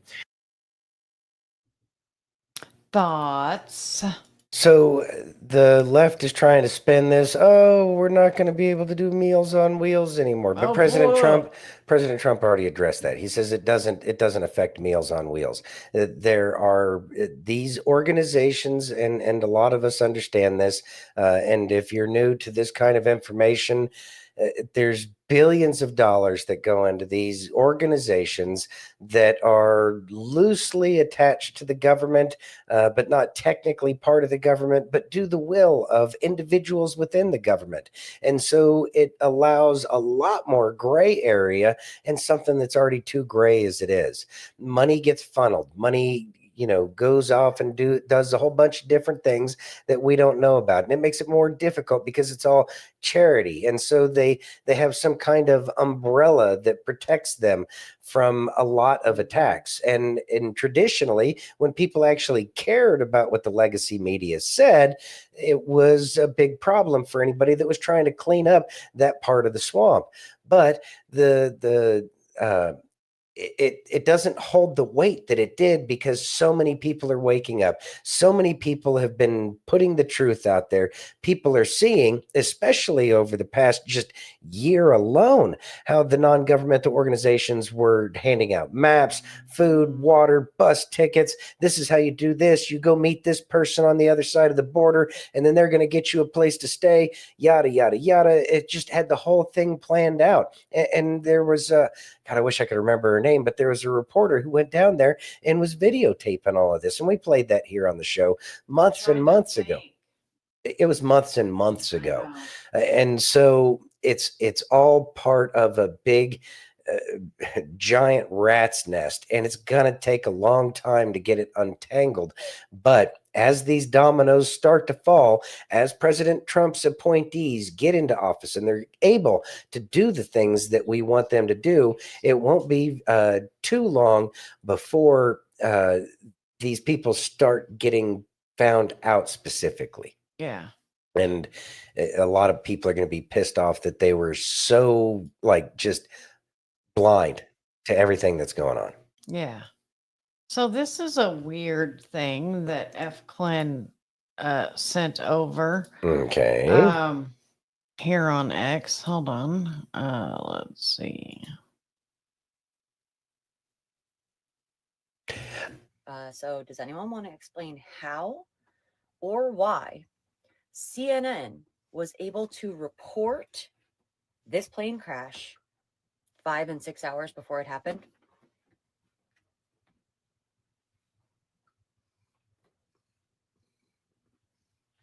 I hear a cat in the background purring. See the timestamp? 10:43 p.m. 5 hours before it happened? 6 hours before it happened? What? So I'm not military, so I don't really know exactly what this means, but I've heard that the call sign on the helicopter was PAT 25, which I guess means priority air transport. So what was in that helicopter and who was on that plane? Those are my first two questions. Along with, I don't know, this suspicious activity. Something's happening. Once again, red flags left and right.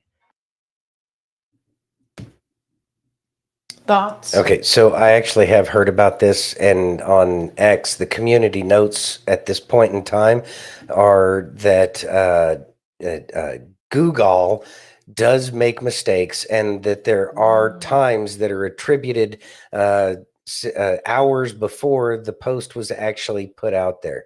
So, and this has been shown in the past before, and I don't have any evidence right in front of me. So take that for what it's worth. It is community notes that are put out there on X. Yeah. But at the same time, I have observed something similar to that, but I don't have any documentation to back it up. So take that for what it's worth. And okay, let's take out the fact that that this one article by CNN was 6 hours before. If we take that out, it does not negate the fact that all of these other things are adding up. So just because Pretty one part, weird. yeah, it's really weird. And I think that if that's the case, and if that's the excuse that's going to be made, it's going to be difficult for us to try to get a screen capture of an article that was put out before a significant event happened. That's going to be a real smoking gun when we see that there is an article about some kind of disaster hours before it actually happens. That's something to keep in mind. Aaron says people also manipulate the community notes to suppress accounts. I agree with you. I agree with you on that as well. That's what happened with ours tonight. Well, I don't know. I think that there's just some petty people out there. But other than that, I'm not going to make that correlation. But I am going to say that it's something to keep in mind. And it's only one article out of everything. So whereas the stuff that happened at 9/11, there's a lot more evidence to refute the narrative that was being put out while the whole 9/11 scenario was unfolding. Yeah. F. Clint says, oh yeah, community notes are totally gamed. Yep. I get it. Yeah. I get it.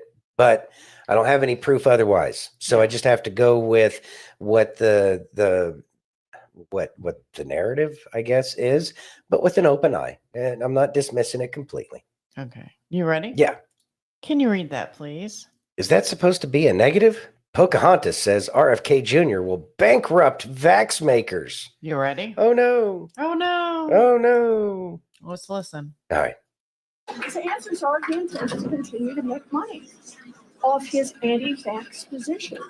Look, he says he won't go to work for drug companies because the American people have a right to know that the decisions made while he is Secretary of HHS are only for the good of the American people.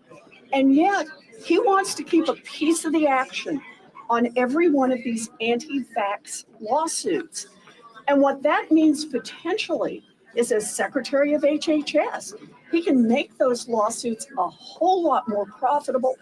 In fact, he may have the opportunity to bankrupt the vaccine manufacturers, and then nobody gets vaccine. Are you worried that he's in a position to serve his own interests? That is the problem. He has said he will protect his right to make money off the position of Secretary of HHS. That means that every decision he makes could be for the American people or could be just to benefit RFK Jr. Do you think any of the points you're making are resonating with your Republican colleagues? Can I get your name? Brennan, NBC. Thoughts? Oh, Liar, no. liar, pants on fire. Right. Oh no. The vaccine companies will go bankrupt. How awful. What would we ever do? Yeah. Well, nobody gets vaccinated. That's the goal. Not necessarily the goal, but we certainly don't want whatever it is they're putting in people's bodies. Right. Because I know that I don't know if it made me feel any healthier before. I mean, you were a pincushion for the government. Oh yeah, I for was a pincushion. I years. think I it just joyfully went along with their stupid ideas. Yeah, exactly. If I had only known. Are you ready? Yeah. Can you read that, please? Senator Ron Johnson gives a heartfelt statement during RFK Jr.'s heated confirmation hearing. Let's listen. All right. Thank you. Senator Johnson. Mr. Kennedy, welcome. Thank you for being here. Thank you for your decades-long advocacy for a clean environment, for children's health. I can't say as I'm surprised by the hostility on the other side. I'm highly disappointed in it. I don't know if you remember when you called me up and you were contemplating setting your political differences aside, joining forces with President Trump on an area of agreement, addressing chronic illness, trying to find the root cause of all these problems facing this nation. My first response was, Bobby, this is an answer to my prayers. We need to get to the answers of this, but even more, we need to heal and unify this divided nation. I'm not necessarily the most optimistic guy because we've got enormous challenges facing this nation, but I thought, wow, here's somebody from the left, somebody I don't agree with on many issues politically, coming together with President Trump and focusing on an area of agreement, something that the American people desperately want. Finding out the answers. What has caused autism? What is causing chronic illness? Ms. Kennedy, I think I've come to know what's in your heart. I think I know the personal and political price you've paid for this decision. I want to say publicly, I thank you for that. I truly appreciate what you're doing here. Can't we come together as a nation and do this? Can we do? Aren't you getting tired of this? I'm getting tired of this. So again, Mr. Kennedy, I need to enter in the record. These are just 11 letters of support signed by 63,000 people, thousands of doctors. From the American Association of American Physicians and Surgeons, Independent Medical Alliance, the North Carolina Physicians and Freedom Group, Governor Jeff Landry from Louisiana. These are Americans, nonpartisan. A lot of these people I know because I've advocated with you. A lot of them are Democrats. They put their political differences aside. So, Mr. Chairman, I'd like to enter this in the record. Without objection. I also do want to, Mr. Kennedy, as long as I have you here, I've written over 70 oversight letters to the federal health agencies under the Biden administration. I've virtually gotten squat out of them, okay? What I get is we get, for example, 50 pages of Anthony Fauci's emails redacted. Oh, by the way, the latest one was 17 pages. Instead of issuing a health alert on the myocarditis they knew was impacting young men early in 2021, instead of issuing an alert on the Health Alert Network, they developed 17 pages of talking points. This was given to the public under a FOIA request. They had to go to court. They've got a new way of redacting. They don't black things out. They just give you white pages, so you don't even know what they have redacted. So again, I've issued a subpoena now to cover the information I've requested in 70 oversight letters. My question to you is, as Secretary of HHS, will you honor these requests from Congress and will you make HHS transparent? Yeah, my approach to HHS, as I said before, Senator, is radical transparency. Democrats and Republicans ought to be able to come in and get information that was generated at taxpayer expense, that is owned by the American taxpayer. They shouldn't get redacted documents. Public health agencies should be transparent. And if we want Americans to restore trust in the public health agencies, we need transparency. I want to say something about what you first said. When I launched my campaign, it was about uniting Americans, Democrats and Republicans. There's no issue that should unite us more than this chronic health epidemic. There's no such thing as Republican children or Democratic children. These are our kids. 66% of them are damaged. I know what a healthy kid looks like because I had so many of them in my family. I didn't know anybody with a food allergy growing up, peanut allergy. Why do 5 of my kids have allergies? Why are we seeing these explosions in diabetes, rheumatoid arthritis, neurological diseases, depression, all of these things that are related to toxics in the environment? Why can't we just agree with each other to put differences about so many issues, intractable issues aside, and say, we're going to end this. I don't think anybody is going to be able to do this like I have because of my peculiar experience, because I've litigated against these agencies. When you litigate against them, you get a PhD in corporate capture and how to unravel it. I've written 6 books about these agencies. I know a lot about them and I know how to fix it. And there's nobody who will fix it the way that I do because I'm not scared of vested interests. I don't care. I'm not here because I want a position or a job. I have a very good life and a happy family. This is something I don't need. I want to do this because we're going to fix it. And the other thing is we are attracting now a caliber of people to HHS like never before in history. And they're entrepreneurs, they're disruptors, they're innovators of immense talent that are walking away, many of them from growing concerns. They're not coming there for position. They're coming there because they want to save our country. And they're from across the political spectrum. And all these Democrats are opposed to me for partisan issues. They used to be my friends, agreed with me on all the environmental issues that I've been working on for my whole career. Now they're against me because anything that President Trump does, any decision he makes, has to be lampooned, derided, discredited, marginalized, vilified.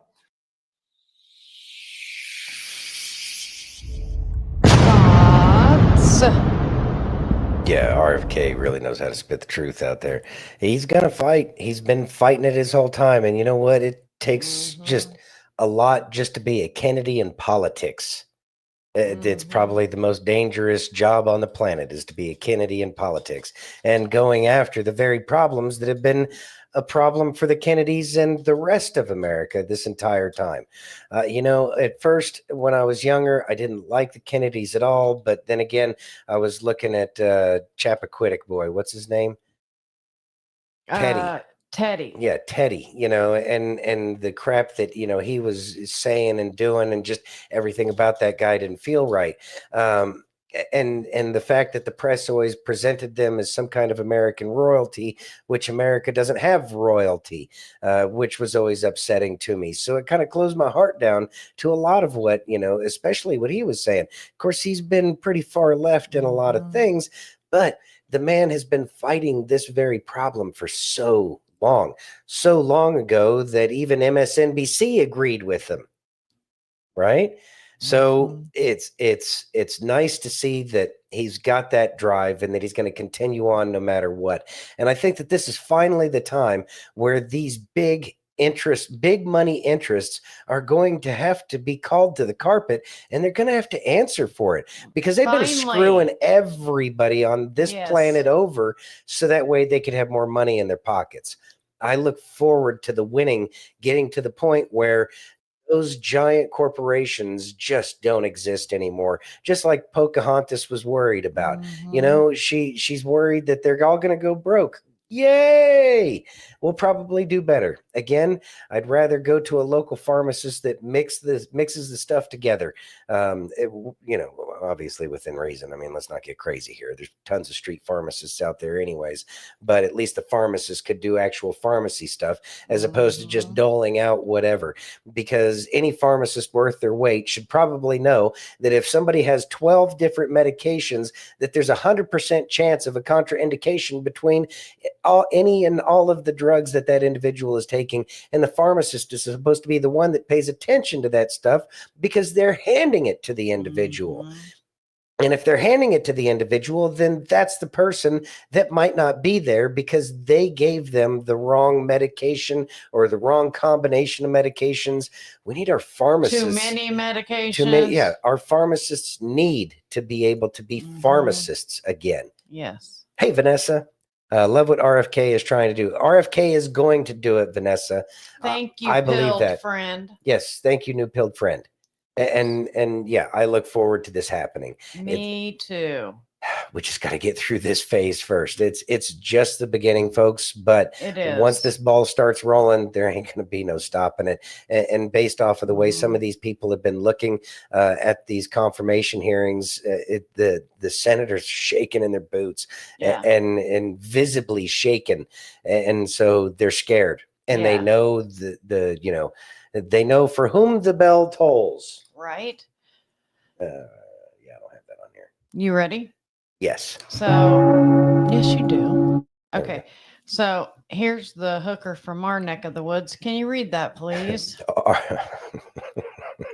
I take it you're not a fan? Not a fan. Okay. RFK Jr. to Senator Cortez Masto. We are moving deck chairs around on the Titanic. Our ship is sinking. You ready? Yes. Dumb bitch. Calm. Follow what they say. Is that what you're doing? You're just a rubber stamp for them in this position? So anybody, so it doesn't matter that you're before us. It could be anybody coming before us, as long as they're a rubber stamp for this administration and disregarding your beliefs and what you think. I guess my question to you is, if it really is fundamental to what you believe, how do you live with that? How do you address those issues as you're moving forward? You want me to knowing answer that the it's going to question, harm Senator? Americans? Yeah. You want me to answer the question? No, I'm asking you. Okay. President Trump has asked me to end the chronic disease epidemic and make America healthy again. And I'm So in a is that the unique only reason why position. you're at HHS? Is that the Excuse only me? reason why then you're at the HHS, to address that one issue? President Trump has asked me because I'm in a unique position to end that. And that is what I'm doing. And if we don't solve that problem, Senator, all of the other disputes we have about who's paying, and whether it's insurance companies, whether it's providers, whether it's HMOs, whether it's patients or families, all of those are moving deck chairs around on the Titanic. Our ship is sinking. Our 60% increase in Medicaid over the past 4 years is the biggest budget line now, and it's growing faster than any other. And no other nation in the world has what we have here. No other nation has a chronic disease. We have the highest chronic disease burden of any country in the world. We had, during COVID, we had 16% of the COVID deaths in a country. We only have 4.2% of the world's population. We had a higher death count than any country in the world. And when CDC was asked why, they said it's because Americans are the sickest people on earth. The average person who died from COVID, American, had 3.8 chronic diseases. This is an existential threat economically, to our military, to our health, to our sense of well-being. And it is a priority for President Trump.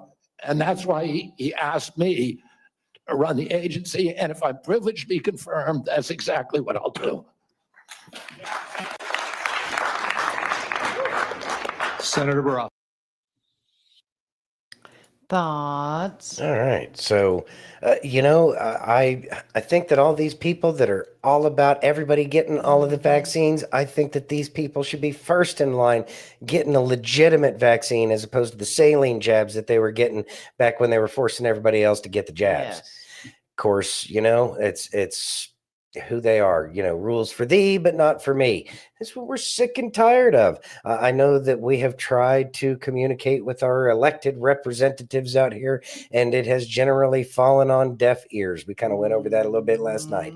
And so it's just gotten to the point where I recognize that our elected officials don't give a shit about anything that we have to say out here, because they have their own agenda, because, well, in the end, they're probably all bought and paid for by big moneyed special interests, which isn't in anybody else's interest except for the people that have managed to buy their way into a sense of wealth, because they're really good at being corrupt pieces of shit, and that's why everything sucks. But well, there is that. That's again why we want Kash Patel. That's why we want Tulsi Gabbard. That's why we want RFK Jr. in here, because each one of these things is going to be a chip away at their armor, and they won't have any armor left. And we'll see that all of them are absolutely worthless, and they have no capability of running anything for a good purpose other than the purpose to enrich themselves. I look forward to the day that they get everything they deserve. Yes. That would be fabulous. Yeah. Are you ready? Go RFK. Yes. Make America healthy again. Very much so. Now, by the way, if she actually cared about anybody's health, she'd look at the quality of the water in the state that she supposedly represents. Yeah, exactly. Ugh. Okay, how about some Craig? Yeah. Let's listen. Need some Jesus right now. Why in the world would I fight a temptation in the future if I have the power to eliminate it today?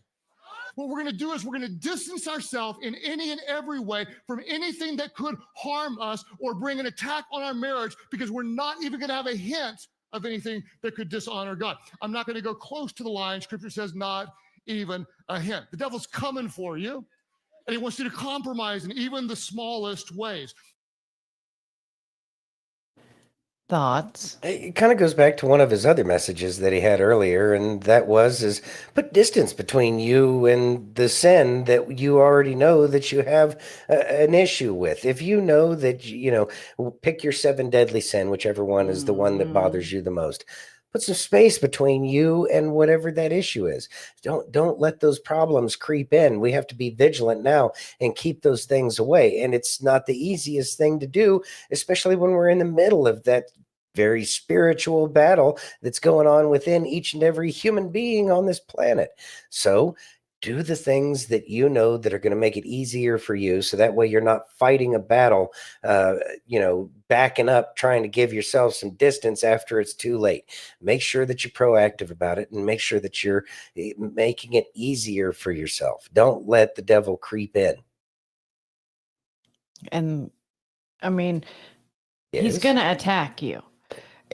In the Bible, Yeshua said, he didn't say, hey, come follow me and everything's going to be sunshine and lollipops and unicorn farts. No, he said, pick up your cross, because it's going to suck. It's going to be some work. Yeah. It's going to be some work, but that's So. okay. What else you got to do? Right. You ready? Yeah. Can you read that, please? All right. Scott Jennings thoughtfully explains deportations. Woke white woman complains about blueberries. Ready? Yeah. Or this. If you are trying to actively hire illegal immigrants, if you think that's best, if you are trying to game the system, if you are trying to help someone break U.S. federal immigration law, I think if we're going to have a true crackdown on illegal immigration in this country, it has to involve everybody who's participating in it. And I think you've raised a good point with this topic. And so employers and anyone else who's part of this pipeline, I think they ought to be put on notice. And you got to play by the rule. Everybody has to play by the rules. I don't want to hear that they're doing work that no one else will do. Talk to guys in the building trades, plumbers, contractors, picking strawberries. These building trades guys are being hurt. I can't by wait. labor that shouldn't be here. I can't wait until American women can't get blueberries for their smoothies.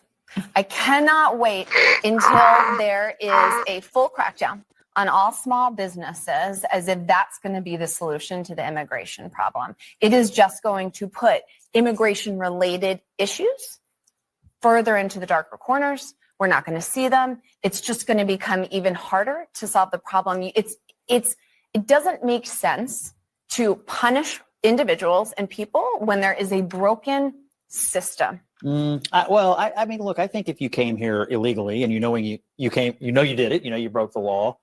You have to understand it's a new day in America. And number two, I still think the case for total economic collapse, if we have some deportation, is totally overstated. I mean, it's obvious the priority is violent criminals, and the second priority is people with existing deportation orders. I think that's the vast majority of what's going to go on, for the next couple of years. And I don't think that's going to have any impact on the economy at all. But I wonder about just acknowledging the role of undocumented people in the economy. I mean, I think You mean illegal aliens? that's the part that's not happening. I mean, earlier today, Stephen Miller was on with Jake Tapper, and he was asked, How are we going to get our blueberries? Send your lazy ass kid to go pick them, heifer. Not heifer. I mean, really? Another one. Really? Oh, wow. Yeah. I need to make more people mods. Forgiato blows Donald. That's cute. Bye. Yeah. All right. Bye. Bye, bitch. All right. So we're getting the trolls now. Yeah, Anyway, we are. So What? They still don't acknowledge the fact that they're illegal aliens, that they're here illegally. And she wants to go after small businesses, of course, as opposed to the large businesses that are part of the bigger problem of bringing all these freaking illegals here to begin with. And they're the ones donating to the non-governmental organizations that aren't getting the money anymore. And so it's the only thing that's really going to be happening here in the future is that there's going to be a lot of whining and crying from the left, because slavers just don't know how to do anything without paying somebody nothing to do everything for them that they're perfectly capable of doing themselves. You know, it's like we've completely, or they have completely forgotten that, you know, young people need jobs, that there are plenty of Americans who need jobs, so that way they can get off of the homeless spot that they're in right now. You know, if the jobs were available to Americans, then Americans would probably be a lot less homeless. But we want to go ahead and blame the people that are homeless, calling Americans lazy. You know, they just don't work as hard. No, Americans don't want to work as hard for $4 an hour like an illegal alien is. It's like making $40 an hour, and they send most of it back home. See, they're so just far removed. Where? I don't even see them. Trump says that we mass deport migrant workers. We actually need. It's already got deleted. Yeah. Whatever. Probably Angie. Angie's probably on it. Thank you. Deport migrant workers. We actually need to bring in more foreign workers who are maitre d's, wine experts, and high quality waiters, like he did for. Really? Here, this is the clown. Just so y'all know, I was just reading what they were saying. Whatever. They just. Yeah. Why are you reading it? Why are you? Because I want to see what they have to say. Because I want to know what message they're trying to present to us. And it's usually just ridiculous. Yeah. Yeah, that's all right. I don't mind the trolls. They're going to, they're paid to do what they're going to be paid to do. We are over target. Yeah, pissing somebody off. Yeah, we're pissing somebody off. I mean, I'm not pissing them off. They're pissed off because President Trump is, making these kinds of things happen. You know, we had to sit here and put up with it for, the past 4 years with Biden. Yeah, well, turnabout's fair play. Enjoy it. Exactly. Yeah. Exactly. You ready? Uh-huh. Can you read that, please? Were you wrong? Yes, you're extremely wrong. Extremely wrong. Yeah. Calling guy 10. How many accounts does this asshole have? Apparently. I sure wish Rumble would do their part in getting rid of these trolls. I know. Anyways, let's go, because we're running out of time. I know. Anyway. Can you read that, please? More illegals got shipped back to Ecuador today, including some family units. Let's listen. Mm-hmm. We are getting an exclusive firsthand look at the latest Trump administration deportation flight from El Paso, Texas to Ecuador. A total of 80 migrants shipped out on the U.S. aboard a military plane. That one right there. Well, first off, we got an exclusive look inside of this plane and exactly how this operation works. You have the military and Border Patrol. They are working together, showing really this massive show of force. Any regrets coming into the United States illegally? Shackled one by one, Fox and they all got new clothes. Look as Shit must be dozens nice. of illegal migrants are escorted onto the C-17 military plane headed back to Ecuador. Don't come to the United States illegally. If you do come to the United States illegally, you will be removed. 43 females and 37 males packed onto the plane, including some family units. These are illegal migrants from Ecuador who broke the law when they crossed illegally into the U.S. Odds. All right. So, this is part of the process, and it's going to cut the flow off of all of these slaves that they've been bringing across the border. Even though we fought an entire war against each other to get rid of slavery, the slavers never left. They're still here, and they're still doing slavery kinds of things. You know, the only thing we can do is protect our border, which is exactly what we've been asking for, so that way it doesn't happen. But the good thing is the military's on the scene now, and they have lots of fancy toys that the cartel probably doesn't even know about, and those coyotes are going to end up getting caught. It's just part of the game that's going to be played down there at the southern border, and it's got to play itself out. But eventually, these problems will no longer be within our borders, and America is going to be so much greater than it has been in recent memory. Probably even long-term memory, now that I think about it. Right. Are you ready? Yes. Can you read that, Mhm. please? Joan Rivers' daughter believes her mom was murdered for outing Big Mike Obama as a tranny. Let's listen. Big Mike. Big Mike. So wrong on so many levels. And it actually strikes fear in me that somehow, someday, somewhere, that will get out. I went through 5 different security passes, and then a woman at the gate who will not recheck into their records says to me, "You cannot go on." No, she is a moron. Just calm down. Got it. No, Michelle is a trans. I'm sorry, she's a what?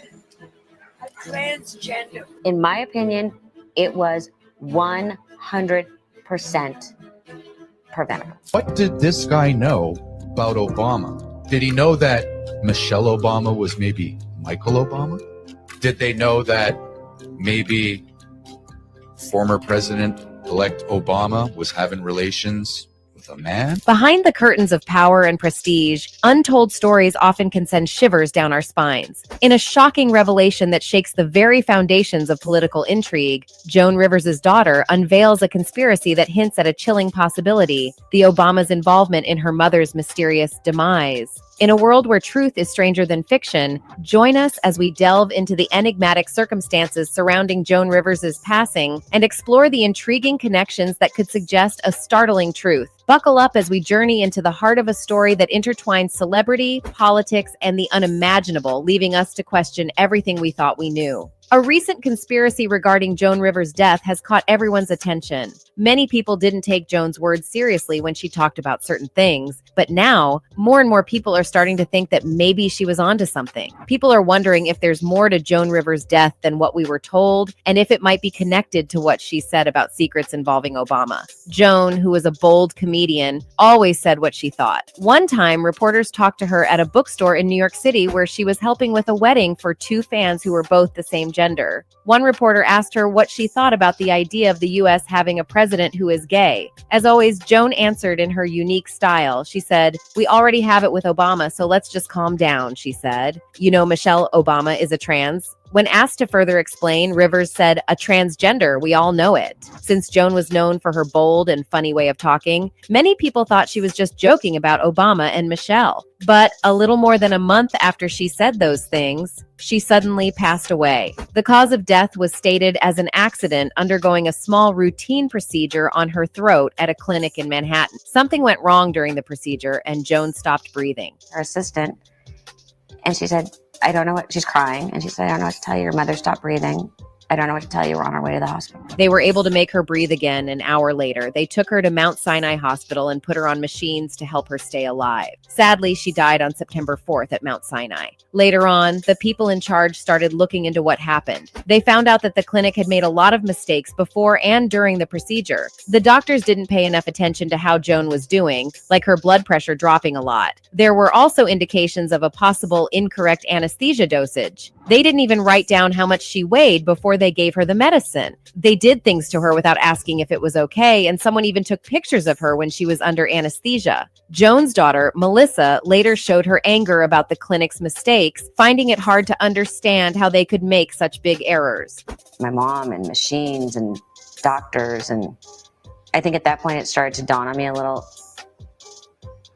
the craziness that was starting. She hired lawyers shortly after her mother passed away unexpectedly at the age of 81 on September 4th while having a medical procedure. In a statement to ABC News, Ben Runbinowitz, a lawyer from the law firm Gare, Conason, Steigman, McCoff, Bloom, and Rubinowitz, said, "To fully determine all of the facts and circumstances surrounding the death of Joan Rivers, we confirm that our firm has been engaged by Melissa Rivers and her family. Even though someone from the medical examiner's office said that they didn't see any big mistakes and called Joan Rivers' death a therapeutic complication, things changed a day later. Upon investigation, it was revealed that the place where Joan was getting treatment, called Yorkville Endoscopy, got in trouble with the New York State Health Department. In 2015, Melissa Rivers went to the state Supreme Court in Manhattan and said that the doctors did things they weren't allowed to do while she was under anesthesia. She said they took a picture with the Fashion Police star without asking, and she filed a lawsuit about it. Melissa Rivers' lawyers, Ben Rubinowitz and Jeff Bloom, mentioned that they want people to remember Joan Rivers and focus on making patient care better, according to what the Associated Press said.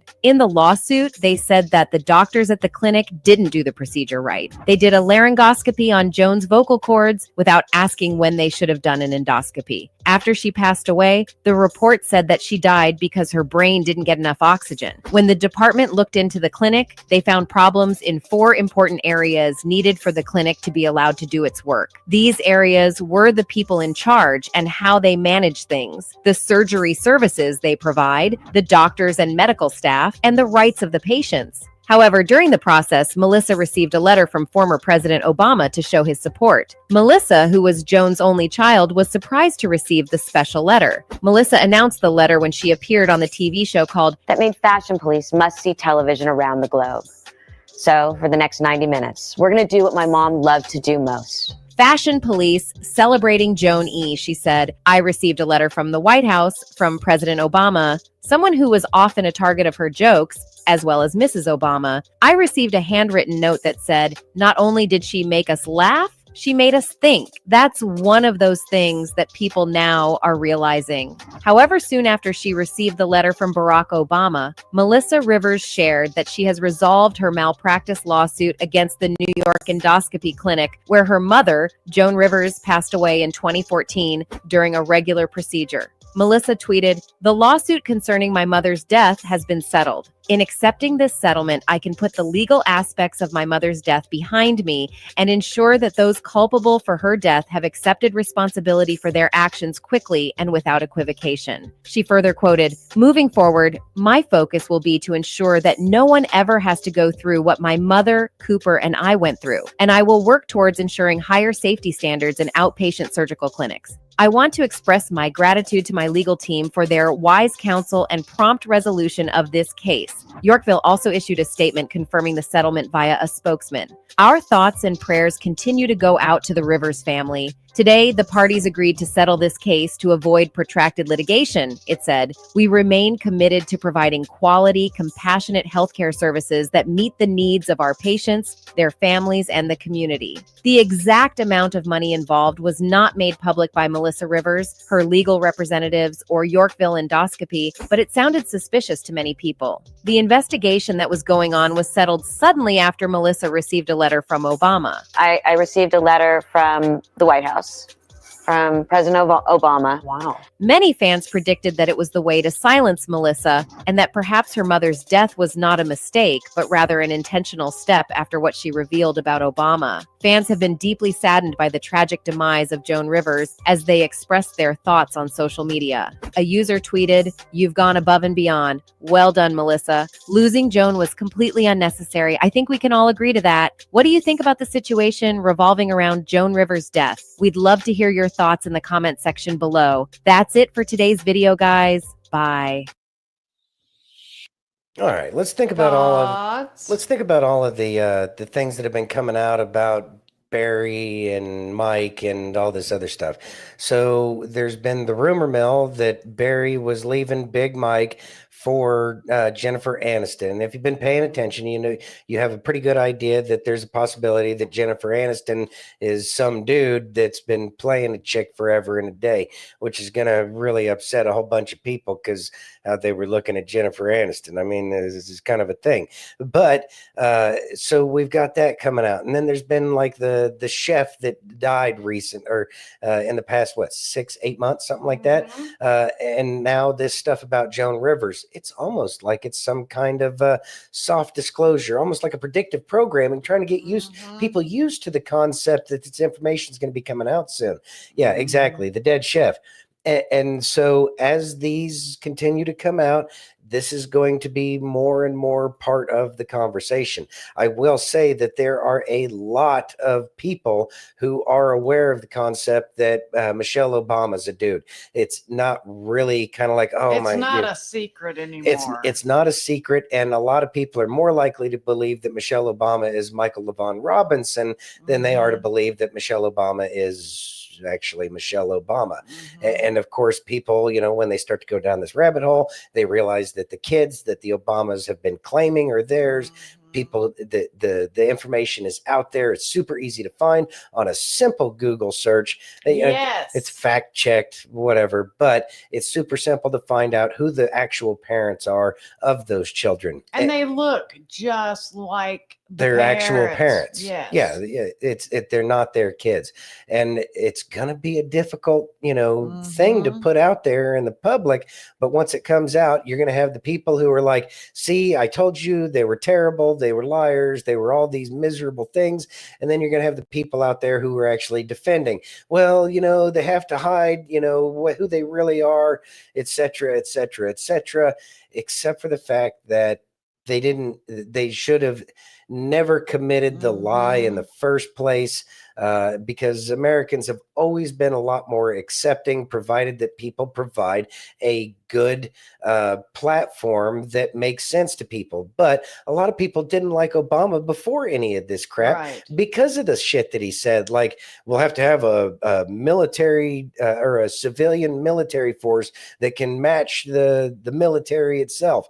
These were things that Obama was talking about. He was talking about gutting the military. Everything Obama said, people didn't like because of what he was actually saying. So it never has anything to do, and that's what they're going to say. Oh, you always hated him because he was tranny. No, I hated him before I knew that Michelle was a tranny. It has nothing to do with it. I hated his policies and the shit that came out of his face. Yeah. It's plain He's and like a used car salesman. But don't be mean to used car salesmen like that. They're more honest. True. Brother Bill says, Barry and Mike threatened Melissa and her kid, told her to shut up or wind up like their dead cook. Hey, Randoon. Hey, Randoon. We appreciate you joining. Yep. All right. And he said Joan Rivers said it first, and she did. Yeah, she did say it first. And I think that's exactly why she had gotten taken out. It was just because she was the one who broke it. Because usually it's the people who break the information that isn't common knowledge. When people break that information, they have a tendency to disappear. Joan Rivers made the sacrifice so that way that information could truly come out. Yeah. You should be grateful for that. Yeah. Santino has said that to Randoon, that he hopes that she went Joan into. Yeah, but how old is she now if she was alive? Yeah. And hopefully Melissa's being protected too. Oh, I think that everybody's protected there. Yeah. Yeah. You ready? Mm-hmm. Let's listen. Do not trouble yourself. You can heal him from a distance with only a word of command. I also have authority with men under me. If I say to one, go, he goes. If I say to another, come, he comes. Anything you command in this world will happen. I know it. Even this. Did you all hear this, man? Truly, I tell you, with no one in Israel have I found such faith. I was rejected in my own hometown, and I'm threatened by the religious leaders of my own people. And yet this man, a Gentile, has more bold confidence in what he believes that I can do than anyone I have yet encountered.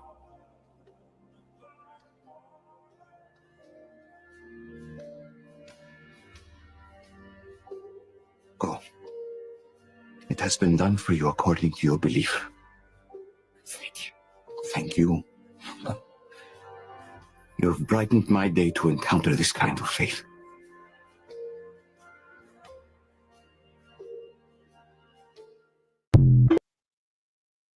Thoughts? All right. So when Jesus came down, he made it available for everybody to be saved through him, to include the Romans that all of the people of Israel did not like for obvious reasons. But at the same time, the message of Yeshua is that we all belong to God, and that the way to God is through him. There are other ways to some form of enlightenment, but I don't believe that it's truly getting that connection with God. I don't have any personal experience. I can't, tell you beyond a shadow of a doubt. It's just the way I feel at this point in time.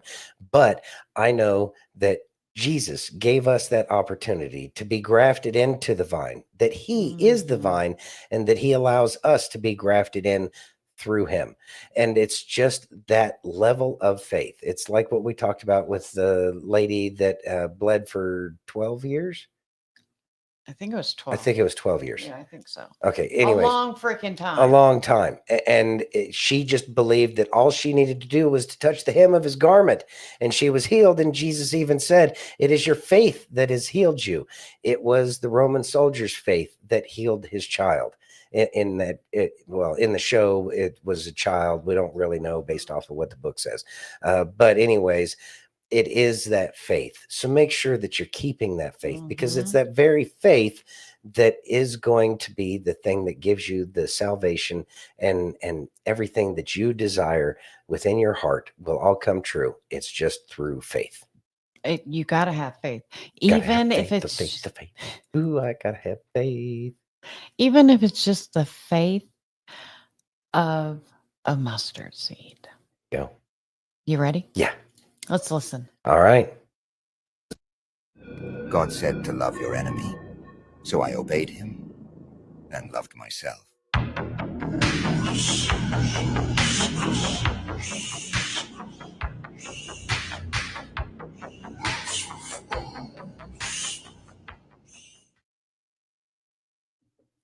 All right. All right. So give it to us, baby. We've talked about it here many, many times. We've even said that you have to pray for cackling Kamala and Joe Biden and Barry and Big Mike and all them. And it's a difficult thing. You even got to pray for Hillary, right? That's what we are supposed to do as Christians. And it's a jagged, bitter little pill to swallow. But really, sometimes the toughest person that we can love on this planet is ourselves. If you ever have that self-talk where you're like, oh, that was stupid, I'm so this or that or the other thing, you're not loving yourself. You wouldn't want to talk to your best friend that way, and you wouldn't want your best friend to talk to you that way. Yeah. Got to be your best friend. And the only way you can do that is to love yourself. You have to. Because if you don't love yourself, then you don't love the very creation that God gave you and made you to be. Appreciate your gifts. Even the trolls over here who may or may not still be listening. You should love yourself, and then you'd realize that you wouldn't hate everybody else so much. Right. Us and our 3 viewers. Well, whatever. Yeah. Yeah. Anyway. Thoughts? And that's one of the things. It's like that one moto you had played a couple months back where it said, Creative Wonders, the guy with the real deep voice, who do you love the most? How long did it take to list yourself? That's a lot of our problems, is that we don't put ourselves up there. So remember, God, self, spouse, then everybody than else. Everything else. So that's the most important thing. It's about love, and you got to love those closest to you. God is within each and every one of us, and then you're the next closest one to you. And then your spouse is cleaved to you, and then go from there. Absolutely. Anyways, make sure you're loving yourselves, people. It makes it easier to love the world around you after you've loved yourself first. All right, everybody. We do truly appreciate each and every one of you joining us tonight. And we look forward to seeing y'all tomorrow at the same dat time, 7 p.m. Eastern, 4 p.m. Pacific, and on that channel, be it Facebook, YouTube, Twitch, X, Rumble, and pilled.net. And if you haven't already, please take a minute and give us that virtual hug. If you're over on Rumble or YouTube, hit that thumbs up. Even the trolls. Even the trolls. We appreciate the views. Yeah. If you're over on pill.net, take that red pill. If you're over on X, smash that heart. And if you're on Facebook, You're our family. You like to push buttons. You guys push buttons all night with these damn trolls. But go push buttons on Facebook. There's 7 of them to choose from. All right, everybody. We really appreciate each and every one of you. And we love you all so We do love very you all. much. Thanks, everybody, for joining us tonight. We love you all. Have a great night. Be safe, and God bless each and every one of you.